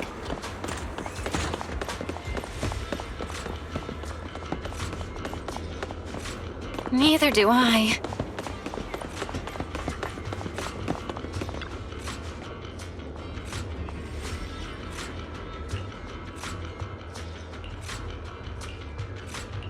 A toy that seems emotionally stable. There shouldn't be a ring hidden in it.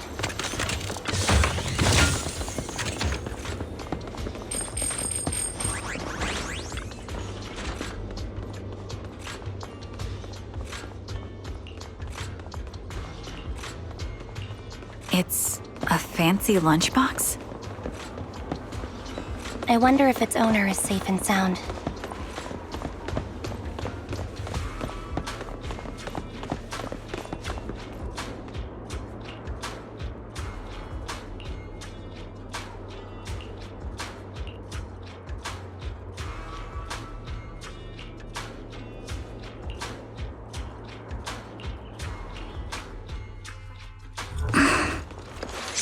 What's wrong, Vivian? You seemed worried for a while now.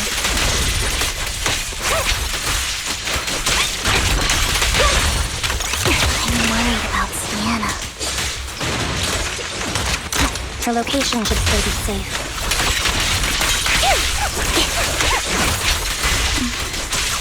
I hope so.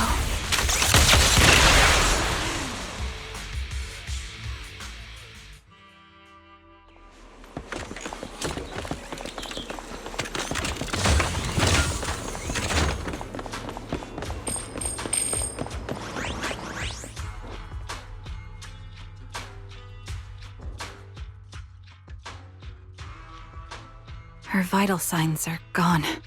What happened? I guess this was her final scam. There's one thing I must remind you. Your time is running out. I'm not sure how you can tell, but you're right. I'm going to die in here. That's my plan. I'm very sick and don't have much longer. If I try to get treatment, it'll just be a burden on my daughter. So I scam my way through a bunch of physical exams and managed to take out a hollow corruption policy through Ravenlock Insurance. Once some time has passed, could you please take my corrupted body out of the hollow? That will secure a generous compensation package for my daughter. It's only what the Ravenlocks owe me. A pity, yes. But it's the only way I can squeeze it out of them. What makes you think that will help you? I just trust you will. I'm just awfully sorry you had to get involved in this. But it's something I must do. I have to leave something behind for my girl. I have to give her a chance at life. If it's okay, could you also please pass a message to Mira for me? Tell her, don't worry. Even if Mommy's body is corrupted, withers away, and turns to dust, my love for you will always be there. Thank you. You're a good kid.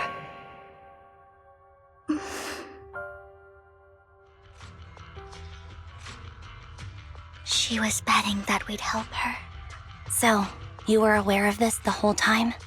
Yes. Because I saw it.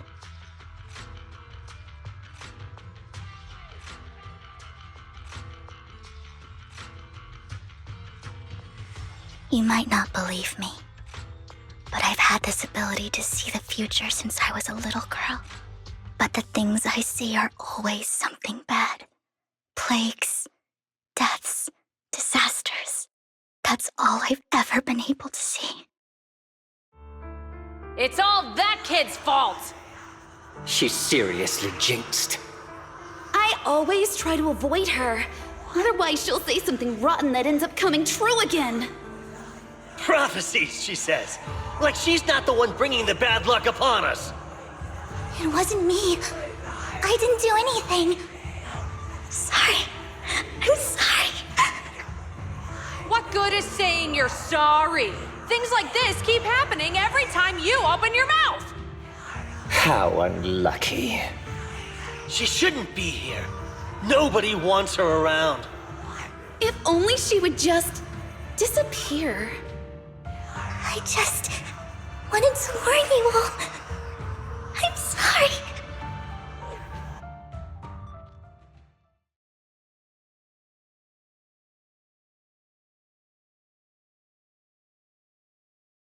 Every time. Every time it's the same. In the end, there's nothing I can change. Sometimes I even wonder whether it's me predicting these things, or if my very existence is manifesting these calamities.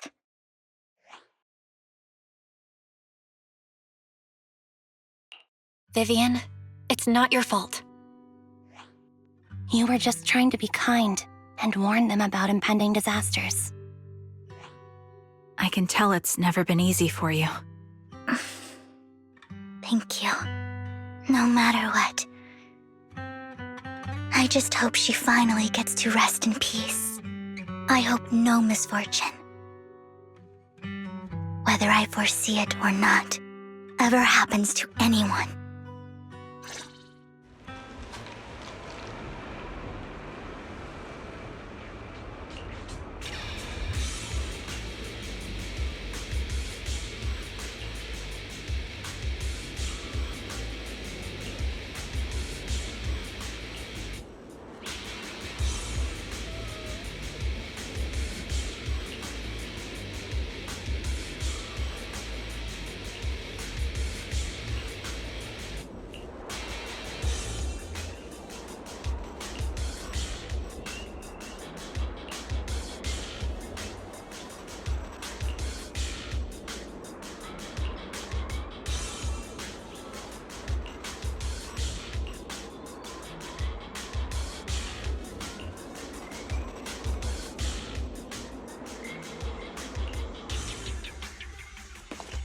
Roxy, do you believe that the future can be changed?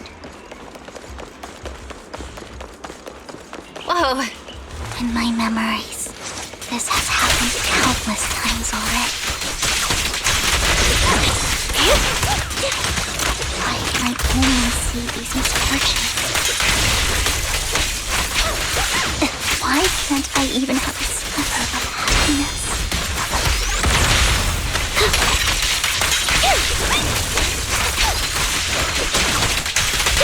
Off balance.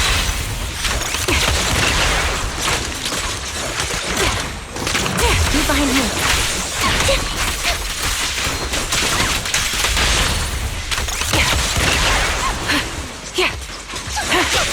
Roxy, the fissure that we're looking for is up ahead.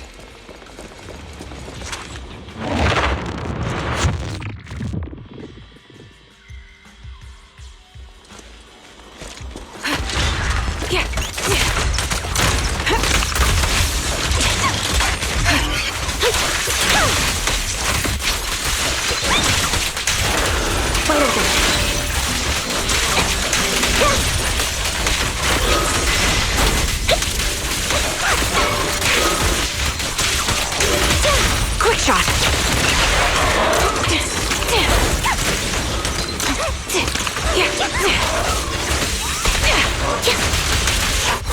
Resolve! Off balance. The target's weary. This bullet will reach its mark.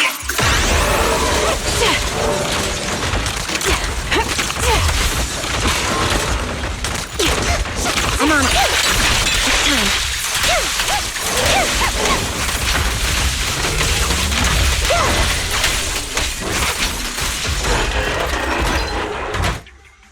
I think it's about time.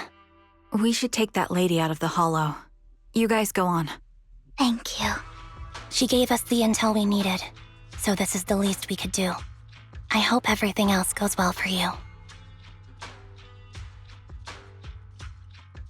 Master Proxy, is there anything you'd like to know? You can just ask.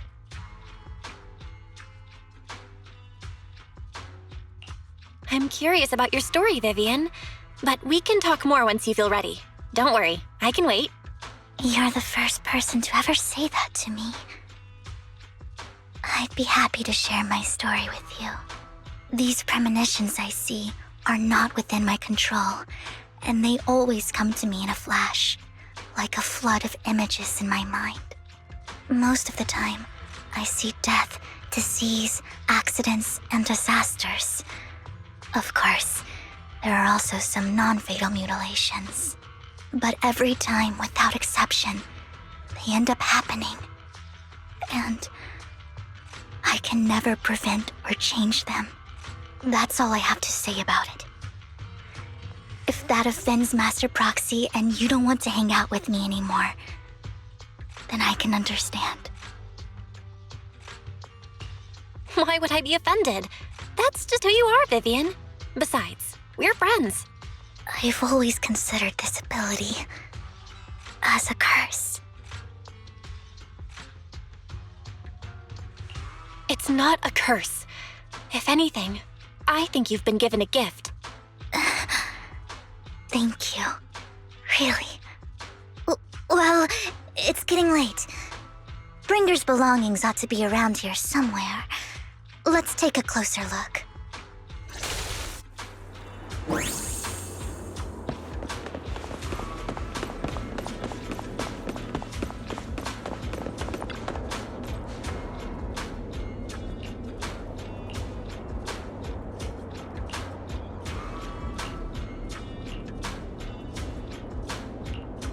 Looks like it isn't in here.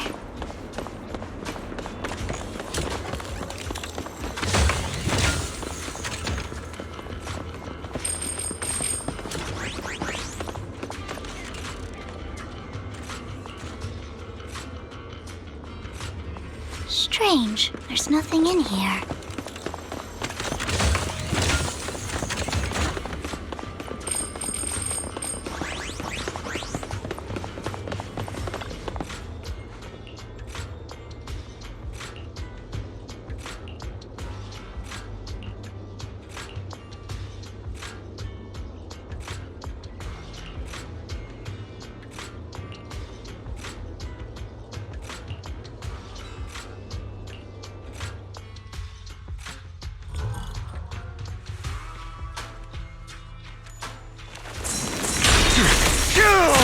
Out of my way!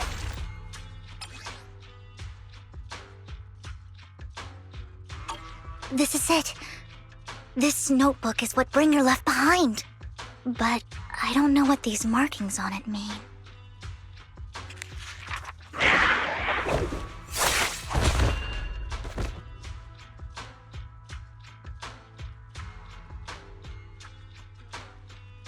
Well, hello, Master Proxy. It's been a while. Oh, don't give me that scandalized look. I did just save your lives. I would have protected the Proxy even if you hadn't appeared. I'm sure of it, but I happen to be in the area. Worry not, dear companion. I have complete confidence in your strength.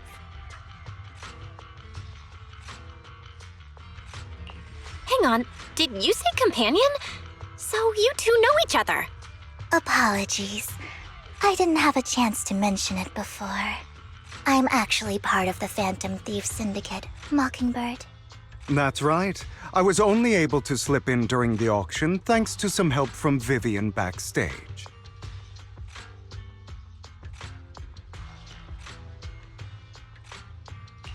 So, the whole time, you were only bidding on the collection so you could get backstage and mess with things? I warned you before. You can't rely on appearances. Don't worry, Master Proxy. We don't have any ulterior motives here. As you've probably heard, Mockingbird is a renowned Phantom Thieves syndicate in New Eridu that, despite its longevity, has managed to maintain the secrecy of its members' identities to this day. So, disclosing our identities to you is essentially the highest sign of good faith that a Mockingbird Phantom Thief can show. But Lycaon said that you're very dangerous and we should be careful. Then I imagine he's also told you about some of our past. And I'm sure you know that in a complex situation like ours, you shouldn't listen to either side over the other. Mockingbird's purpose is very simple, really. To form long-standing and cooperative relationships with outstanding proxies like yourself. We need your abilities. Before you make any decisions, please allow me to briefly explain the concept behind the Mockingbird Syndicate. We all know there isn't anything in this world that's fair. A prime example being the uneven distribution of wealth. People from tops splurge on luxurious collectibles, while the poor have to gamble with their own lives just to get by. Of course, besides wealth, there's also an unequal distribution in this world of happiness and suffering, hope and despair, love and hate. It's all just so unfair. Somebody has to do something to tilt the balance of the scales. And thus Mockingbird was born. We take from those who have far more than they deserve and give it to those who deserve to have more. If you ask me, that's enough to be considered a form of justice. I don't really agree with this form of justice. No matter. Words inherently come with limitations. I intend to let my actions do all the talking. However, aside from these philosophical considerations, we also have a crisis on our hands to deal with. As you know, the Exaltists are plotting to use the power of sacrifice to launch an attack on all of New Eridu. We can provide you with all the latest intel, just like that notebook you found. Something those pompous housekeepers would never be willing to do. And the most crucial part of this whole game, the sacrifice core, is currently in my possession. I think that makes this a highly competitive deal. We share the same goal for the moment, stopping the impending disaster from playing out. I need some time to think about it. How about this? If you still have misgivings about our upcoming cooperation, then why don't you bring Lycaon along with you? He's got the support of the mayor's office behind him, and his presence alone is enough to keep me in check. That would put you more at ease, right? Of course, you're welcome to bring some other friends along, provided they aren't from public security or HSO. Well, if you're willing to let my friends come along, then you've got a deal. Great. It's a deal. By the way, Proxy, this is for you.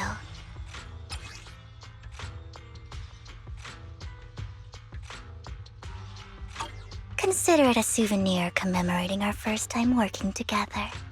For now, we'll carefully look through the contents of that notebook. I'll contact you if anything comes up.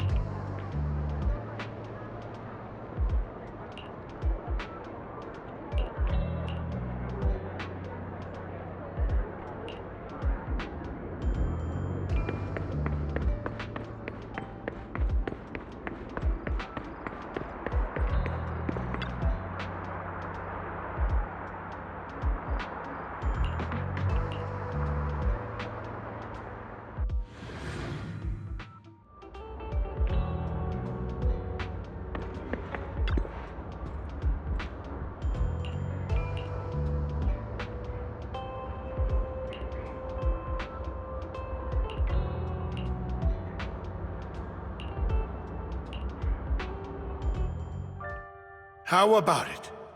Will you work with me? Not bad.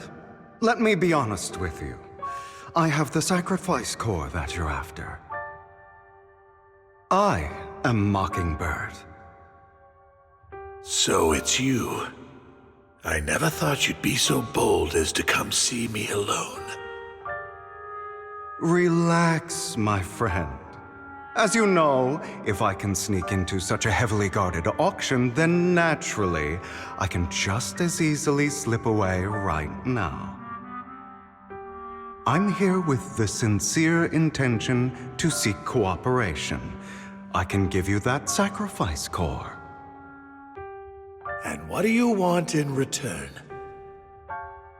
Wealth, glory, power. The things everyone else in the world wants, I want them too. And I'm confident that as the current heir to the Ravenlock family, those are all things you can give me. Then you've certainly come to the right place. My family is working on a big project.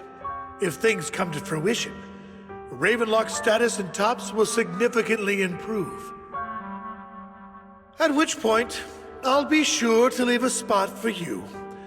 Naturally, as an outsider, you're precluded from handling any of our core business. But profits from the scraps alone will be enough to set you up for life. Mr. Hartman, I think you've misunderstood me. I have no intention of joining the Ravenlock family. In fact, I have an art gallery under my name that does pretty well for itself. I was hoping you could recommend me for Tops. You want to join Tops? That's easier said than done. Even for a family like ours, it would still require significant effort and... Just answer me yes or no. I don't think either of us can afford to waste time. I understand. Yes, you have my word. But in exchange, you'll have to give me the sacrifice core first. I'm sorry, but I'm afraid I can't. I've already hidden it somewhere safe, a place nobody else but me knows. You don't want to put all your chips on the table when dealing with Tops. I know that far too well. Then that means I also need to keep an eye out when working with the infamous Mockingbird, right? Mr. Hartman, I should remind you that I stand before you undisguised.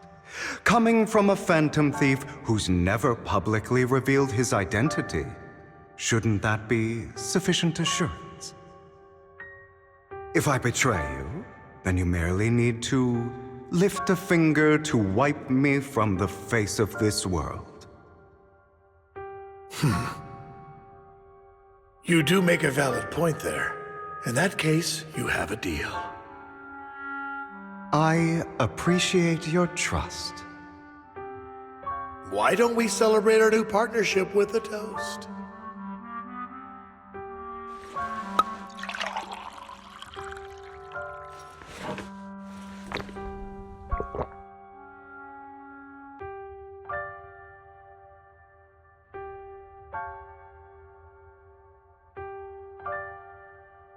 Having a drink before undertaking anything important is a family tradition.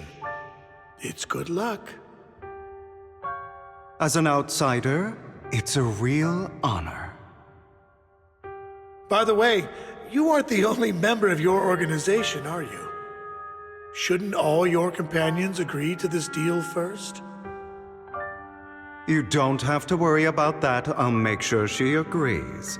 Otherwise, I'll get rid of her too.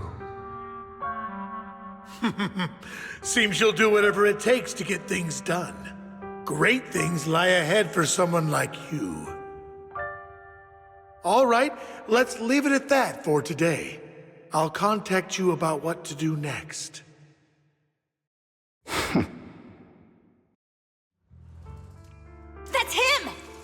one who killed Serena! She was the only one who was ever any good to him, right? That's how he repays her? That's why they say once a mongrel, always a mongrel. Just look into his eyes. Father! We have to punish him! Serena had been ranking ahead of him.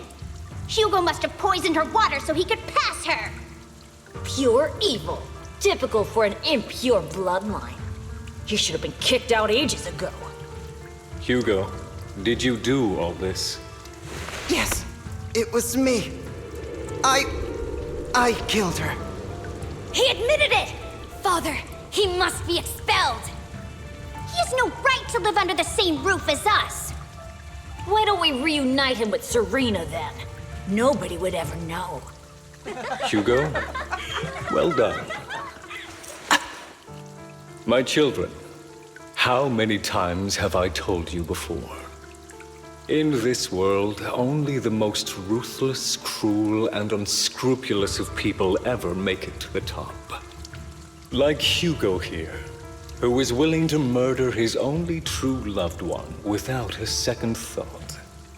Only someone with the means and the gumption to do that is qualified to be my heir. But I... It's all over now, and the results are obvious. The winner of this month's assessment is Hugo. As for the rest of you, go to the usual place for the punishment you deserve. But Father, before this, I was #1. As I've told you before, there's only room for one winner in this family. You're still a loser, even if it's by the smallest margin. And there's no reason for a loser to exist. This is all for your own good. Do you understand? Go on now. Receive your punishment for the sake of the family. Yes, I understand. I'm sorry.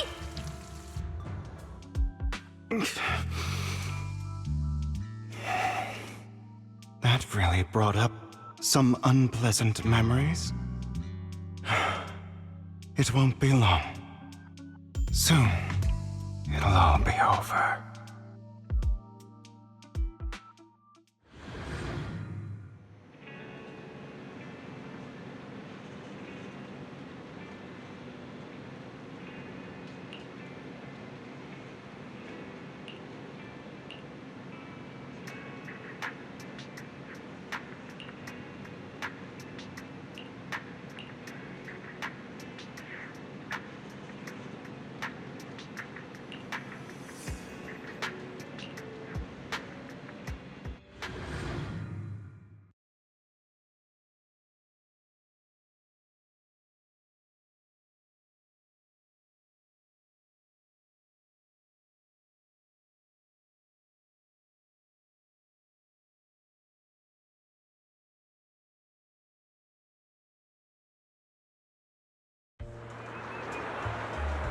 Thank you for escorting me here, Proxy. Today was quite eventful. If I were to head back now, I probably wouldn't be able to fall asleep.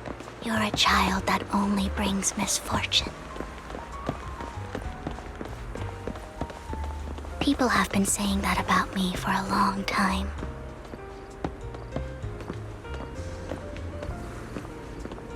I used to feel hurt and resentful. But now that I think about it, it's perfectly normal for people to react that way.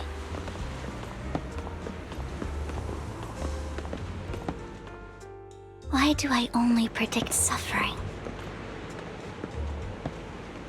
If I could predict happy things, joyful things, would people like me a little more?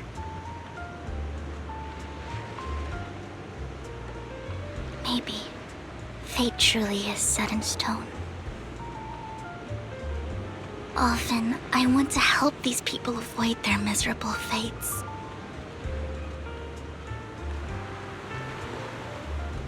For a time, I even thought that I was successful, that I could change people's destiny.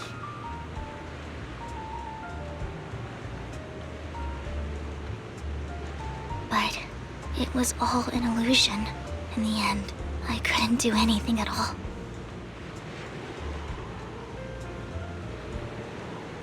So, I was really happy when you said that my abilities weren't a curse, but a gift.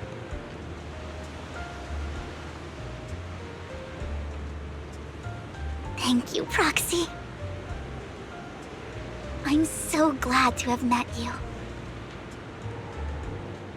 And you're also a fan of Lord Phaethon. It's like we were fated to meet.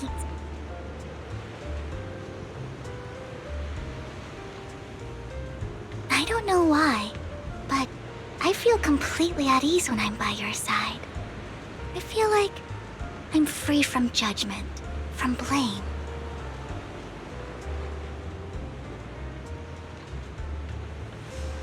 Like, I don't need to worry about anything, and can just be my own true self.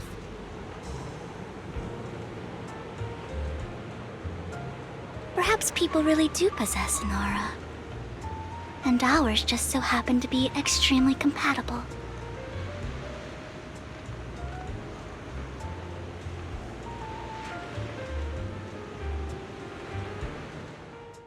By the way, you asked me before about Hugo. I don't really know much about him. He rarely ever talks about his past. But judging from his eye colors, you can guess he's probably the bastard son of a renowned family. I think his mother was very worried about his different colored eyes, and even wanted to get rid of him at one point.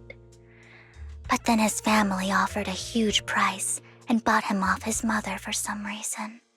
And just like that, he moved from a leaky and drafty boarding room to a luxurious mansion. But he's also mentioned that the extravagant home is actually like hell for him.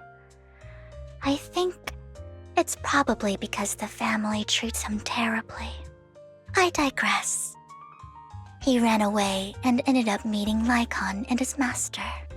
After that, they formed Mockingbird together and experienced a rare period of happiness. Until Lycaon's betrayal.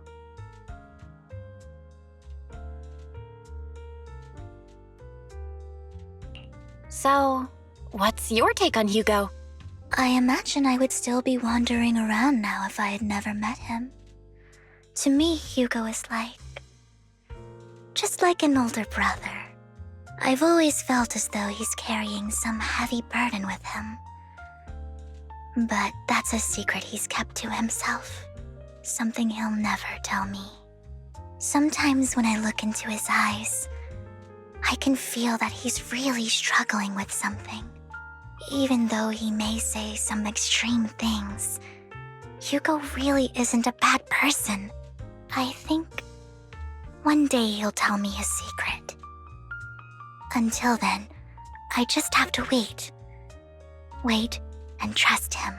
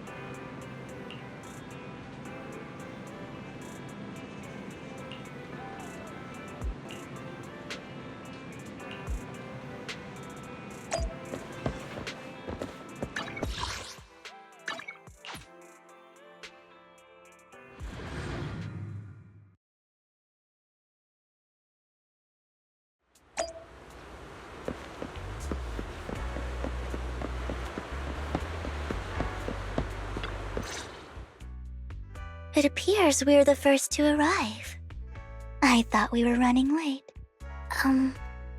This might sound weird, but it's nice to think about getting to work with you from now on. I don't really know why that makes me feel so happy. Oh, it's because we're fellow fans! Anyone who likes Lord Phaethon can't be a bad guy. For sure. Of course, Lord Phaethon is the greatest there will ever be, but you're definitely the best proxy I've ever met in person. Hugo told me before that you're really skilled, and he said we'd get along great. I never expected he'd be so right. Oh, by the way, would you like to come by my place if you have time later? I have a huge collection of Lord Phaethon merch. Phaethon, Lord Phaethon doesn't have any merch out there, right? I mean, we don't even know what he looks like, for starters. It's all my own original merch, like screenshots of old Internet comments. I print them out and turn them into postcards. Plus the avatars Lord Phaethon's used, the music playlists they recommend. I've organized it all. I'd love to show it all to you if we get the chance. I'm super curious to see all that. Please be sure to show me sometime. Splendid! Let's book a time and you can come by my place and see all my Lord Phaethon merch! Speaking of which, what's taking those two so long? Hugo said he had some preparations to do before entering the Hollow. I wonder how that's coming along.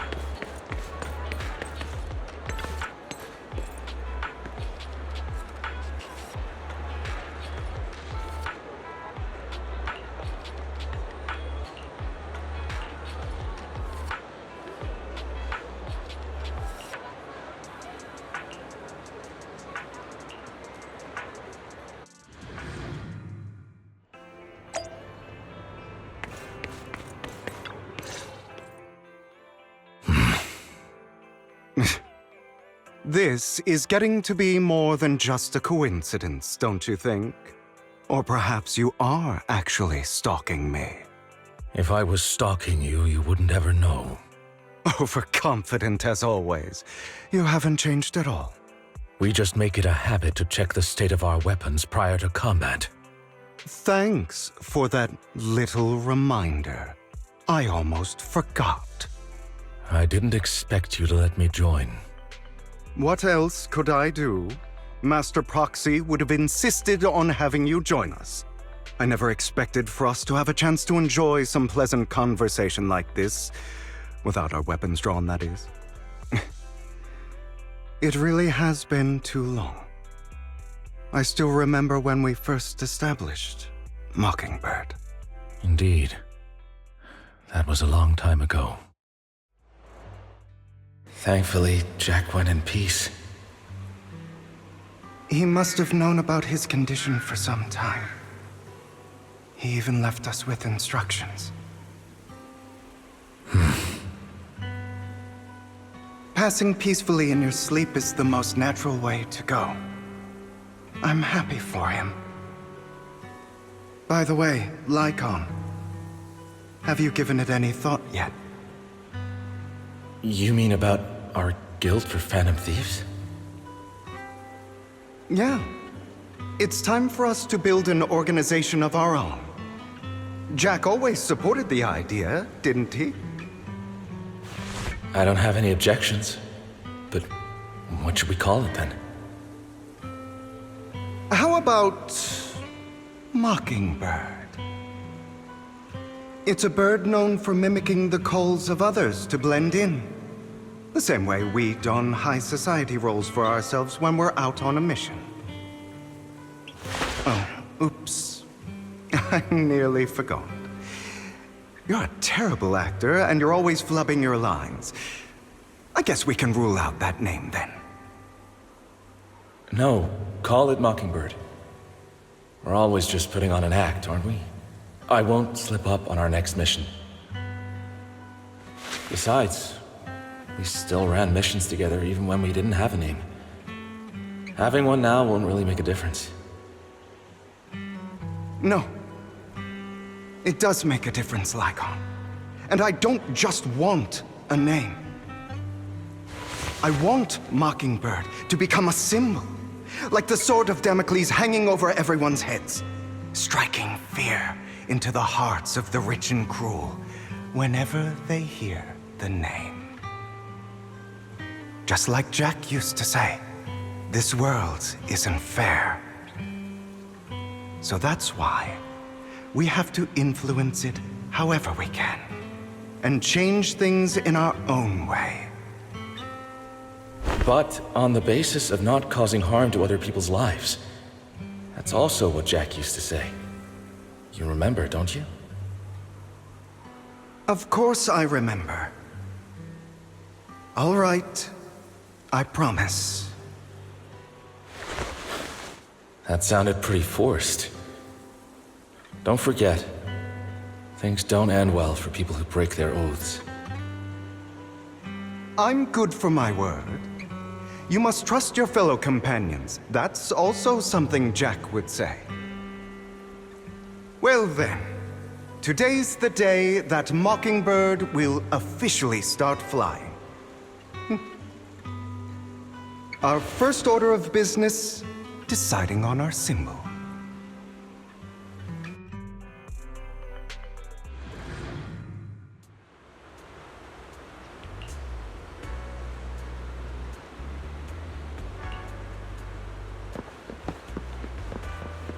Looks like we're all here.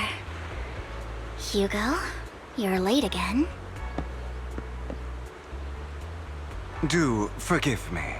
Someone was pestering me and wasting my precious time.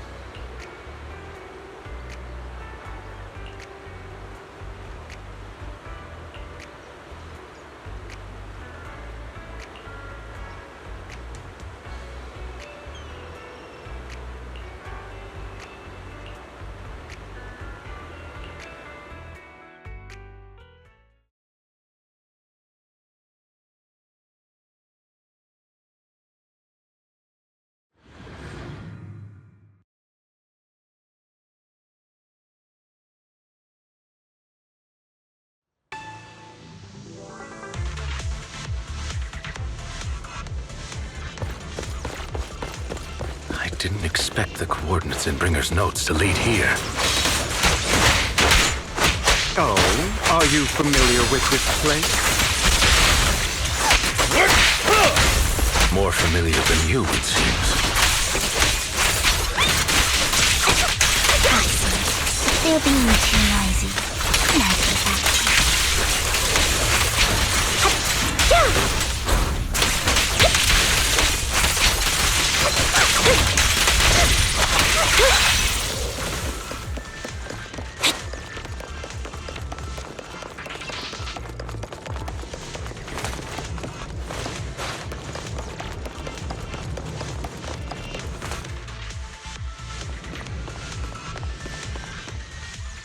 I don't enjoy obstacles in my path. Can we not bust the door open? The generator room should be nearby. Over here.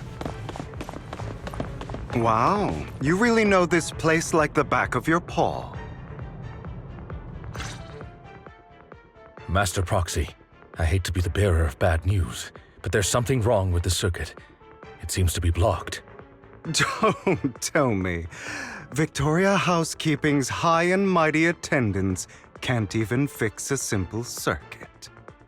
I can fix it, but I'll need a circuit diagram before I can do anything. I've seen diagrams for this type of circuit before. It's a pity that we're unable to connect to the outside world from inside the hollow.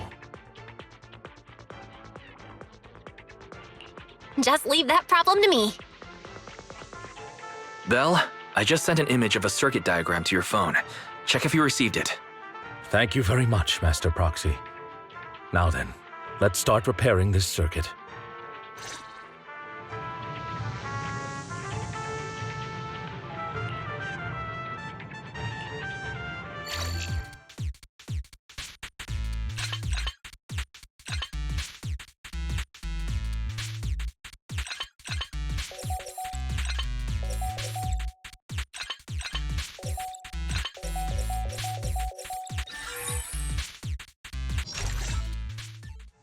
The circuit is fixed. We should now be able to open that door. Wait up. Wait a second. Something just doesn't add up. It's all coming together now. Communicating with the outside world from within a hollow. And getting that circuit diagram. In theory, there's only one person who could ever do that. Could it be your Lord Phaethon? Impossible. There's no way. But then again, only Phaethon could have done that. I mean, you're an incredible proxy, sure. And you're a good person. But could you really be Lord Phaethon?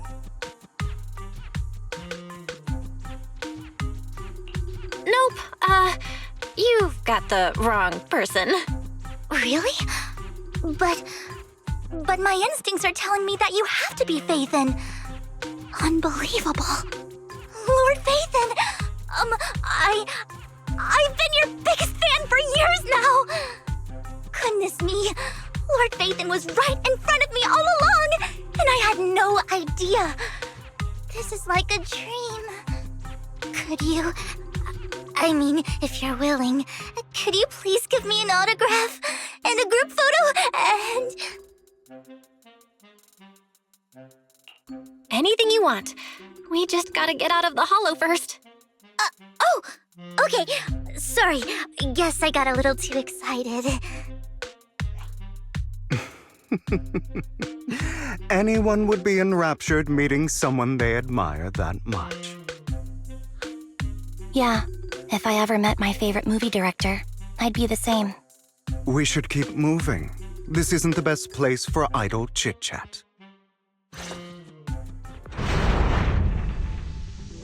The door's finally open.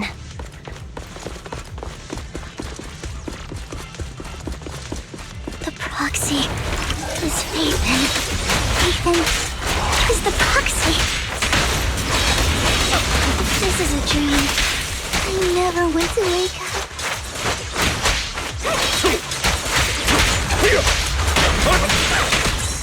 Phaethon.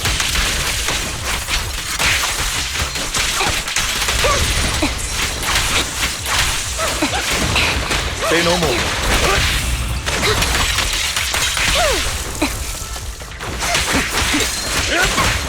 The fissure over there should lead to our destination.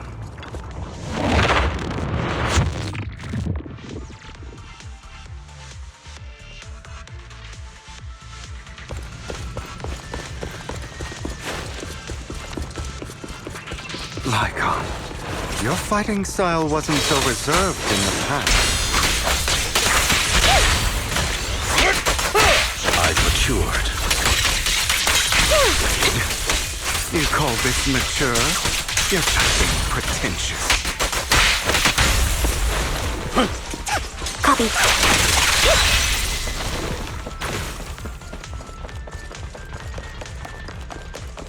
A difficult foe, that one. In position. Let us leave this place at once. Ensuring Master Proxy's safety is our highest priority.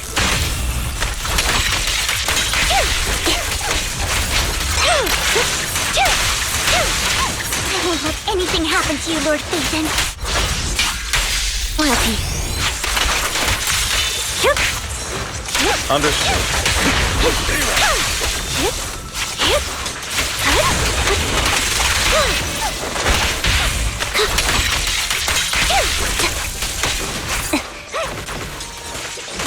I'll bite your throat out! Lord Phaethon, how are you feeling? Are you tired? Do you need a break? Some food? Water?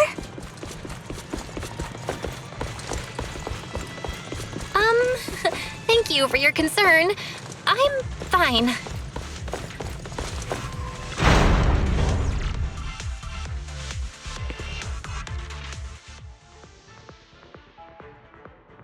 Master, a complex mechanism has been detected ahead. To pass through, you need to activate all 3 smaller mechanisms. Suggestion: split up and handle them simultaneously to save time. So, we have to head to 3 different places to crack this thing. Huh? We're splitting into 3 groups? In that case, I'll protect you, Master Proxy! I can take care of one myself. That leaves the last one to me, then.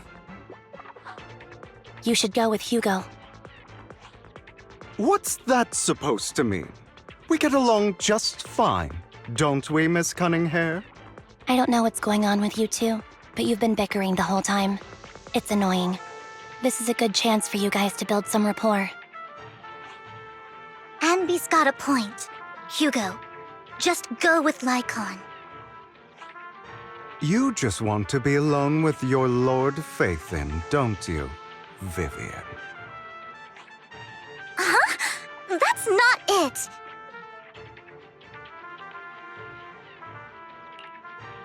All right. Sounds like a plan. It's all decided then. If Master Proxy says so, then sure. But, lycaon, you better not slow me down. I really want to recommend you two some movies for a crash course on teamwork.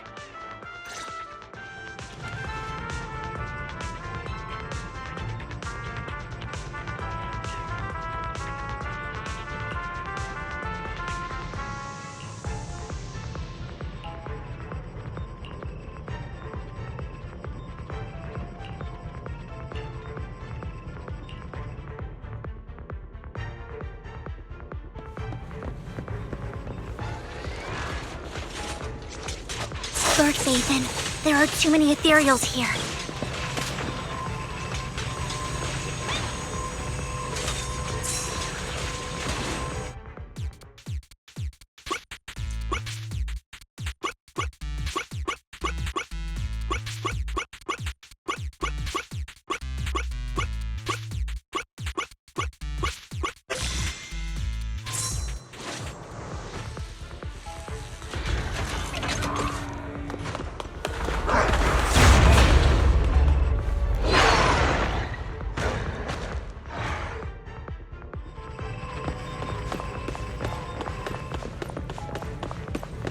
Lord Phaethon, seems like we both need to press down on these mechanisms at the same time.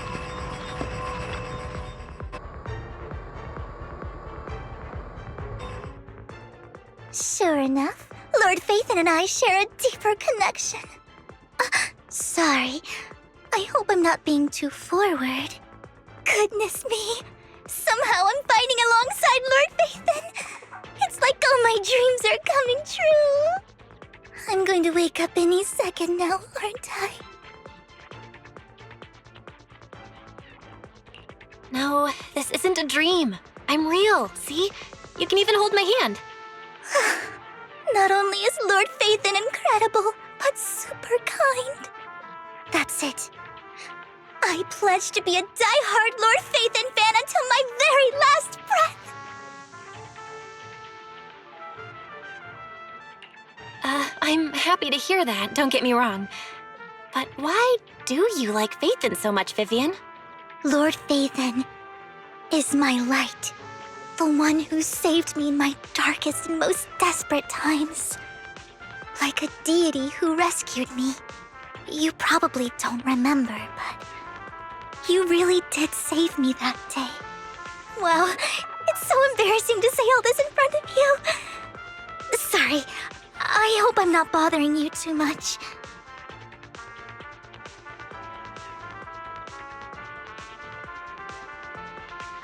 Of course not. Thank you for your loyal support. I should be the one thanking you. Just being able to see Lord Phaethon makes me the luckiest person in the whole world. Sorry to keep babbling like this. I wonder how the others are doing. I'm sure Anby will be able to manage. She's great at this kind of stuff. But as for Hugo and Lycaon, let's just hope they don't get into a fight with each other. Copy. There are too many ethereals here. Though, it's not a huge problem.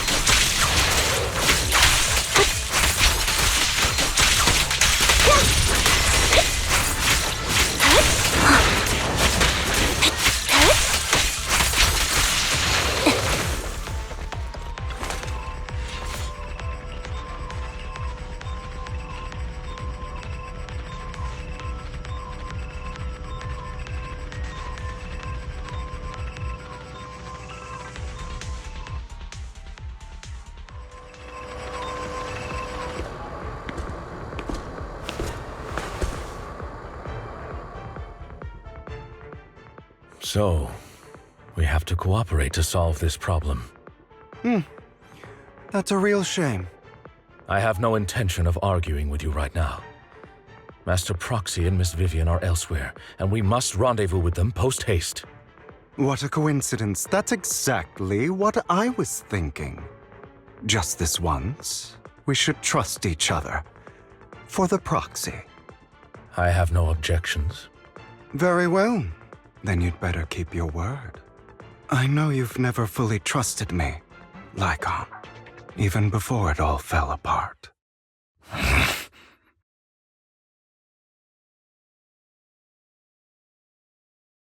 You wanted to speak to me alone?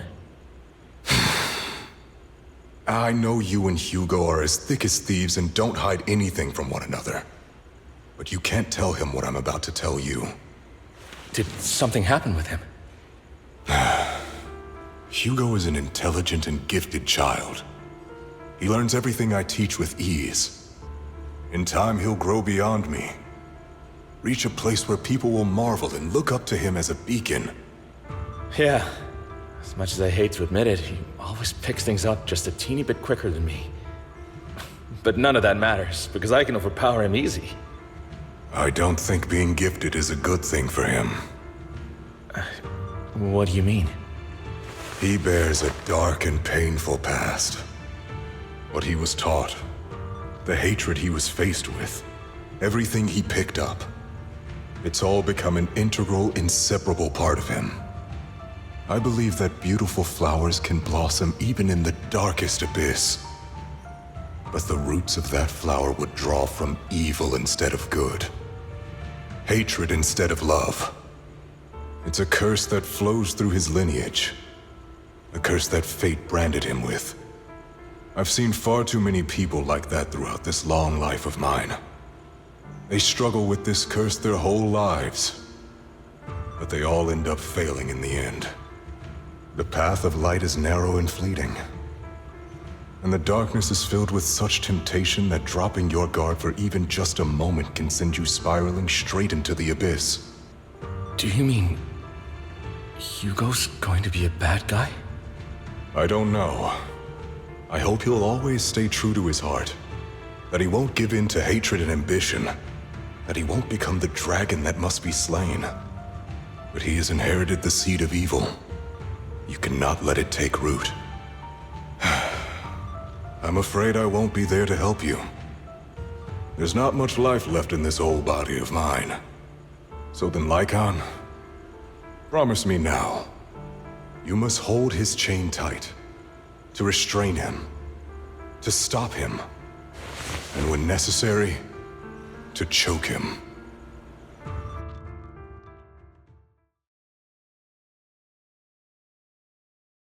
You've become slow. Or maybe you've been on guard against me this whole time, and that's what's slowing you down. Looks like I was right. Lycaon. I hope you're aware that the one who betrayed Mockingbird and went to work for the Mayflowers was you. Not me. I would never betray my companion. I don't wish to repeat myself, but you should not break our oath. That's the path I've chosen, and I'm going to stick to it. But you know that path will lead you the wrong way. Who are you to lecture me about right and wrong? I believe any path that makes you feel pain must be the wrong one. Your disgusting sympathies make me sick, Lycaon.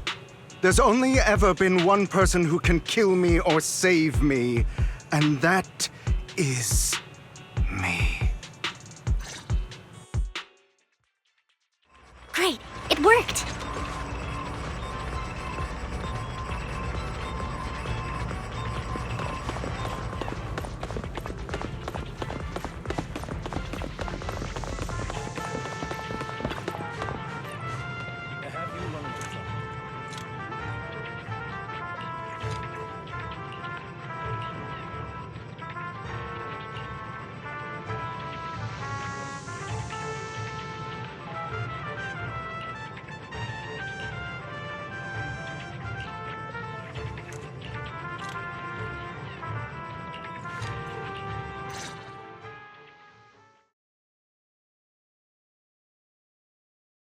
That was loud. What's happening up ahead? Hold on, everyone. I'll go check it out. It's probably multiple ethereals attacking. Just in case, I'll go with you. Vivian, you should go with them too. Keep an eye on Lycaon, will you? I'm worried he might sell us out to the mayor when he gets the chance. I'd never do that. But if Miss Vivian wishes to join us, she's more than welcome. Okay. Then I'll go with you.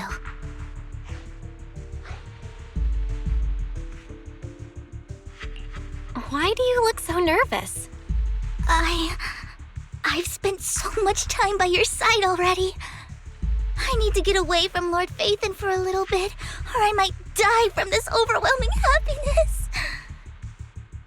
If that's the case, Miss Vivian, feel free to come along with me. Okay. All right. So, how does it feel to be worshipped, Lord Phaethon?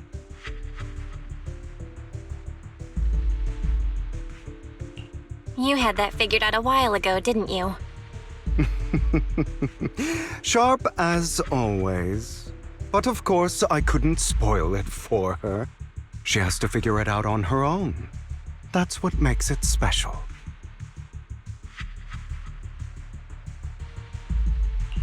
Not only that, you asked Lycaon and Vivian to leave for a reason. Is there something you'd like to say to me? I can't keep anything from you, can I?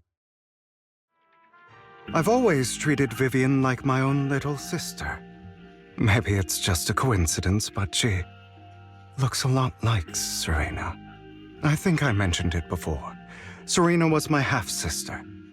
She passed away a long time ago. Vivian adores you. Whether you're phaethon or just Belle. Of course, I also have a lot of respect for someone like you. Strong, fair, and genuinely kind. So I hope... I beg you, please keep her safe.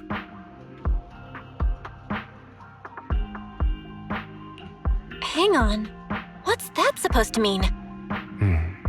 Think of it as the last bit of conscience I have left. A kid as pure as her. She should stay alongside someone who walks in the light. Like you. Not even Vivian can agree with all my beliefs. One day we'll go our separate ways.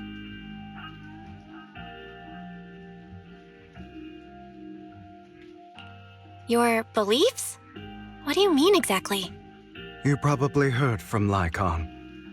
We swore an oath when we started Mockingbird.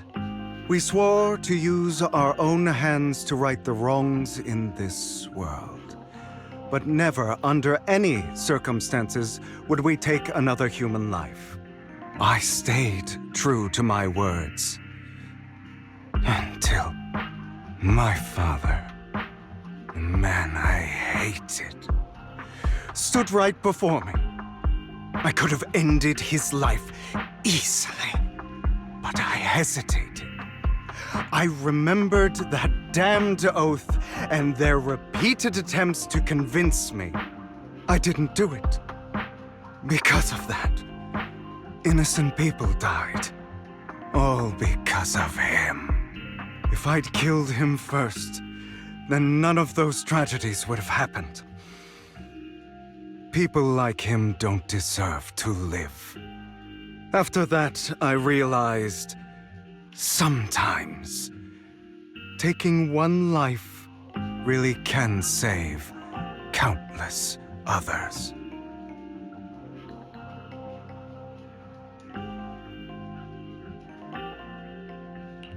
I understand where you're coming from. I knew you'd understand. Vivian has a good heart. I don't want her to get her hands dirty. But you know how it is. In this world, someone has to be the bad guy. So, I want to apologize to you. Why apologize all of a sudden? You're incredibly strong, kind, capable, and really, really lucky. The world needs more people like you. Remember that revenge movie I told you about, Children of Devils? I still haven't found it, but I came across another videotape with the same name. Turns out, in that story, the Children of Devils are actually the children of gods. Sorry for rambling. Hope you don't mind. They should be back soon. Please, look after Vivian for me.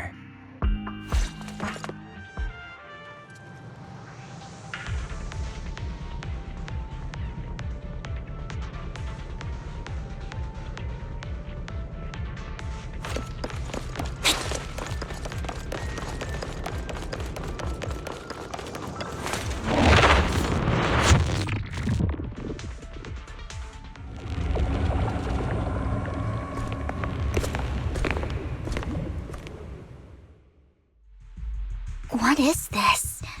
It looks like a cocoon. Careful, everyone. If I'm not mistaken, that's a sacrifice in there. It appears to be in hibernation. We don't know when it'll wake up. If it does wake up, we'll be in serious trouble. Wait, those spots Bringer marked in his notebook.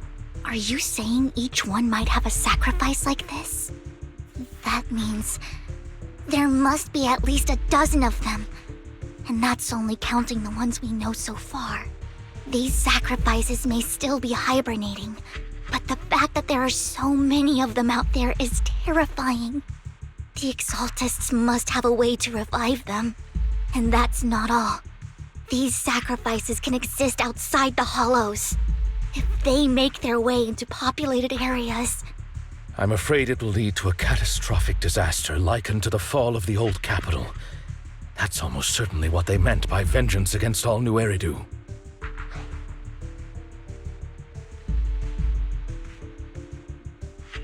Let's find a way to get rid of these sacrifices. We can't let the Exaltists have them.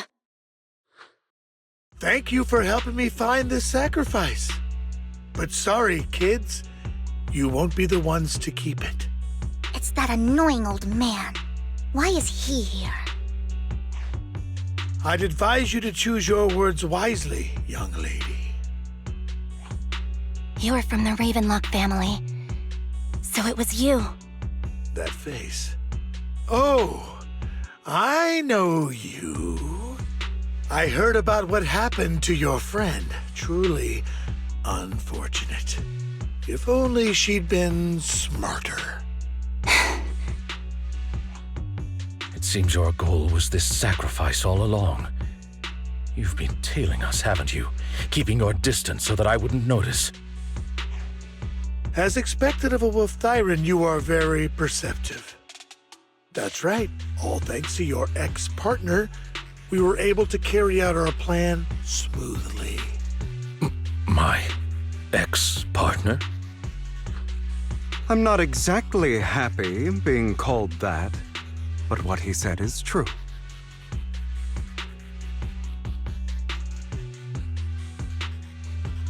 Wait, Hugo, what do you mean? I made a deal with Mr. Hartman in advance. So, would you kindly step aside and let us have this sacrifice? Of course, you can choose to refuse, but if you do, then I'll have to take coercive measures. What did you offer him? Everything we know about the sacrifices plus the core itself. But why? It's simple. I want to climb higher. Mr. Hartman offered me a chance to join Tops. Who could say no to that?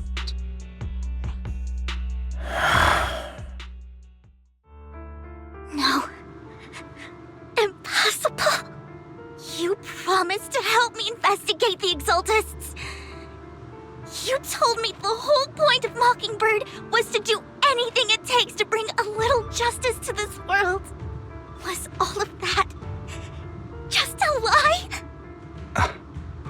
You're just too gullible, Vivian. I also told you, everybody lies. To hide their true intentions, people lie so smoothly, they don't even bat an eye. You... What a wonderful show of betrayal and backstabbing! Bravo!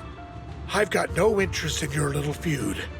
But would you all be so kind as to step aside? My men still have some delicate handiwork to do. To extract that sacrifice behind you. Over my dead body. Hugo, why in the world would you do that? Instead of wasting your time on idle chatter, why not focus your energy on the battle ahead?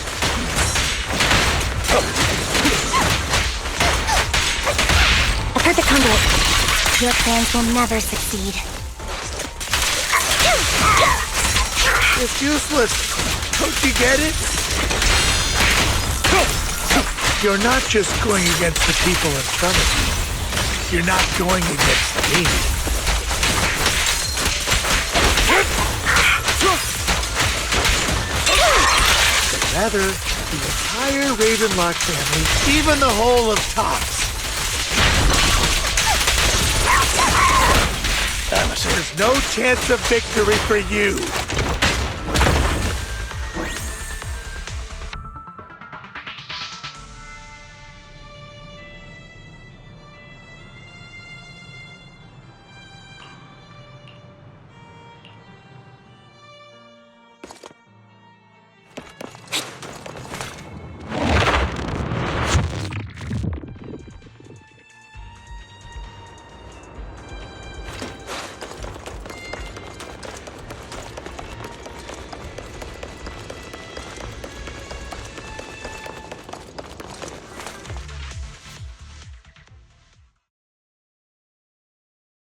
Oh, you guys are such a pain. Hugo, stop standing around. Time for you to act. We had a deal. Give me the sacrifice core now. Did we? I don't remember.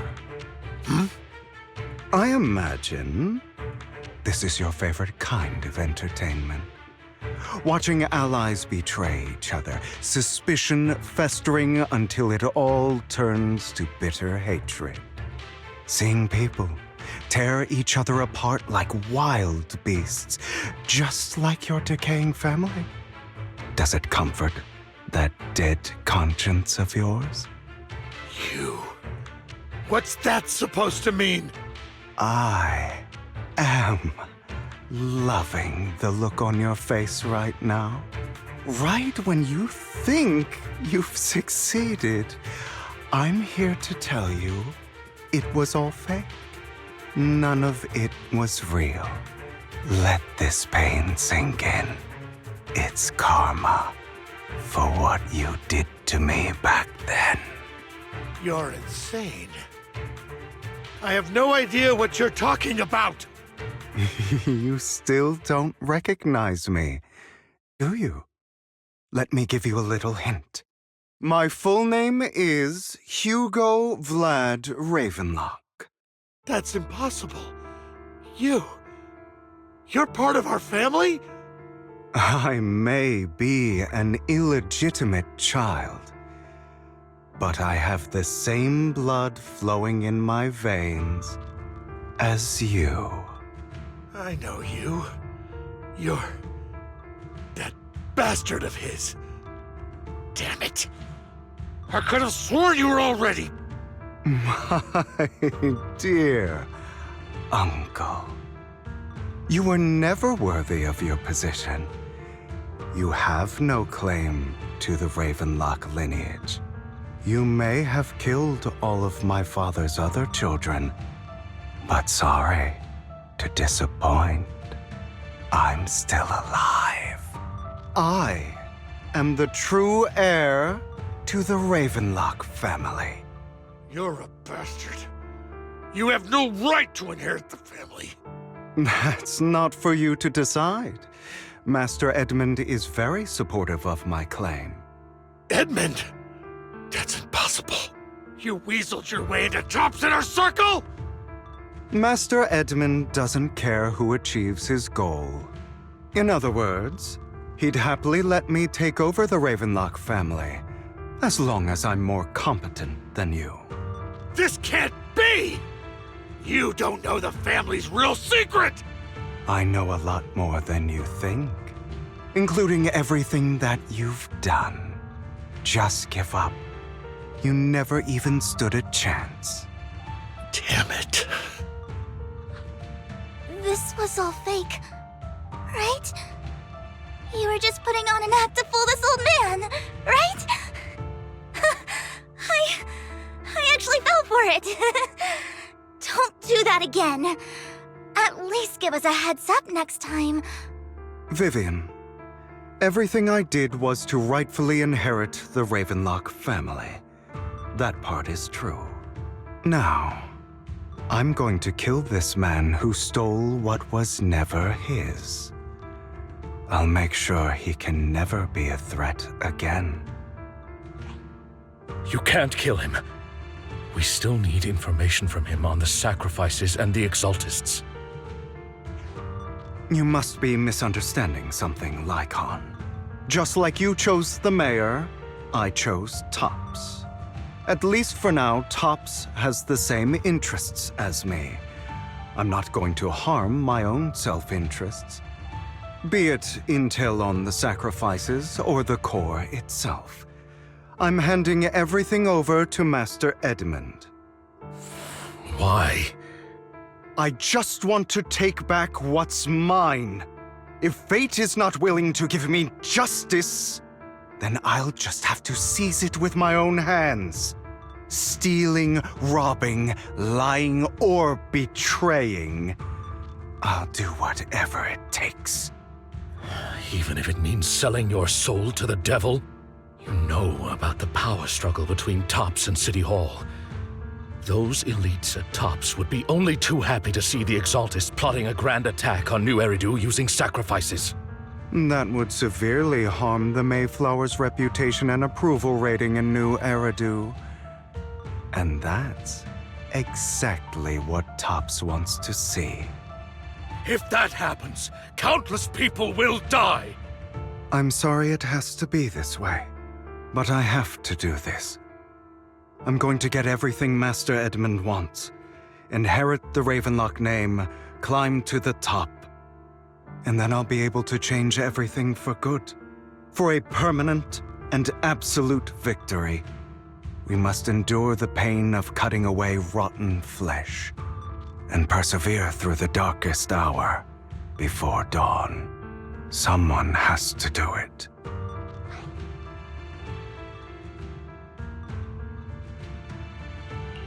Hugo, it's not too late for you to stop. You can still walk away from this. This is the path I've chosen. Without power, resources, or strength, we can't do anything. Mockingbird is the perfect example. All the talk about using our power to tip the scales of justice and hover over them like the sword of Damocles. It's just a delusion. In their eyes, we're nothing but annoying gnats. Mockingbird has never really changed anything or saved anyone. Never in the past, not now, and never will in the future. None of it matters.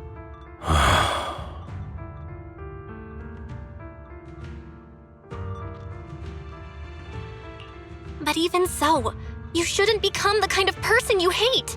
Sorry, Proxy. I know what you're trying to say. But this isn't some children's story of a dragon slayer becoming an evil dragon.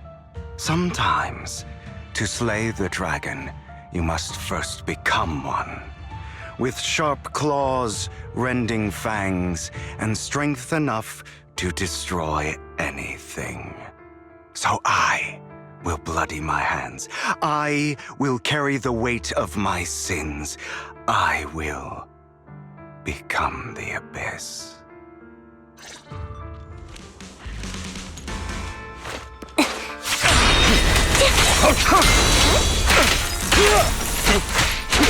It's about time you kneel.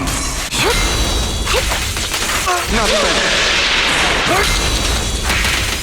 Again. Stand still.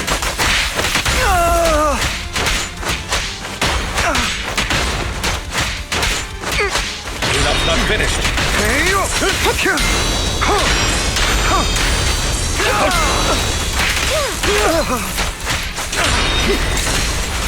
Everything you just said. Is that what you truly believe? Is that all? Of course. Are you surprised? I have never once thought that Mockingbird was a failure.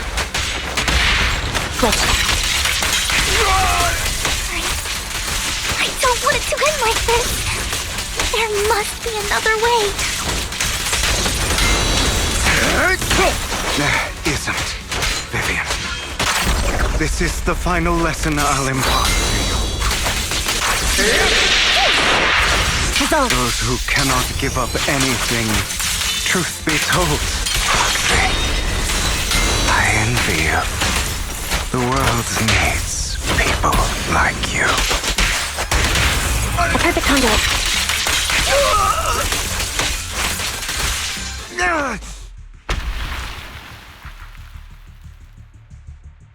All right, you got me. But too bad. I have my own methods. What are you doing? Well then, make your choice. The sacrifice core, or your precious phaethon.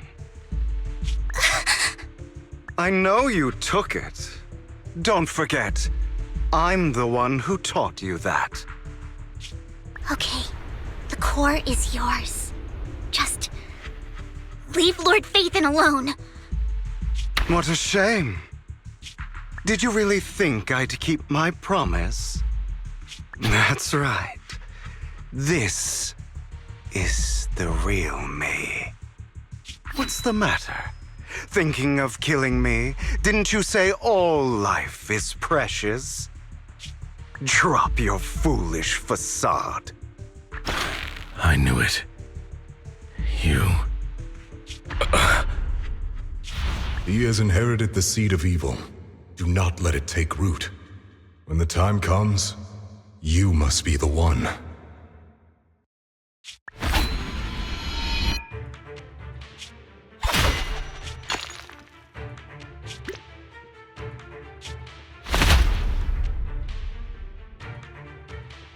Go on, kill me.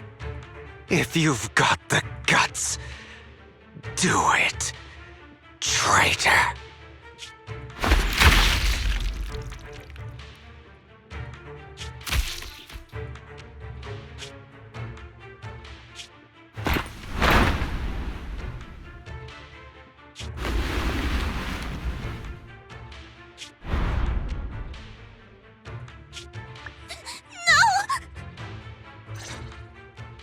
Master Proxy, are you okay? Are you hurt?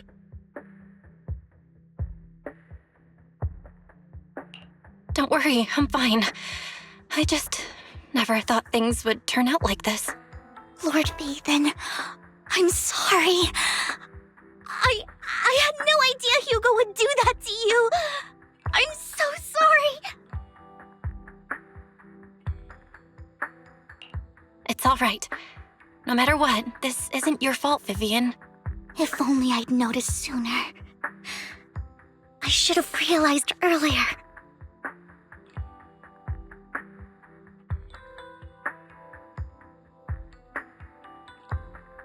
Hugo, he... That's a hollow down there. If you need, I can arrange for someone to go in and search for his body. That isn't necessary. To be frank, I thought you'd hate him for his betrayal, Miss Vivian. I do hate that he's keeping things from me, but all these years, Hugo's been like family to me. I believe he's still with us. He was hurt so badly. I'm afraid, even before he fell into that hollow, he might have already... I'm terribly sorry, but I must tell you, it is impossible for Hugo to be alive. My hand went through his heart. Sorry to interrupt, everyone. But just so you know, Hartman's gone. Probably slipped away during all the chaos. I'm sorry, I was so focused on Master Proxy's safety, I wasn't paying attention to him. Same, but it doesn't matter. We all know what he did. And he will pay for what he did today. Yes. I'll be reporting all of this to the mayor. He's not getting away with this. Well then, now that it's all over, let's head back.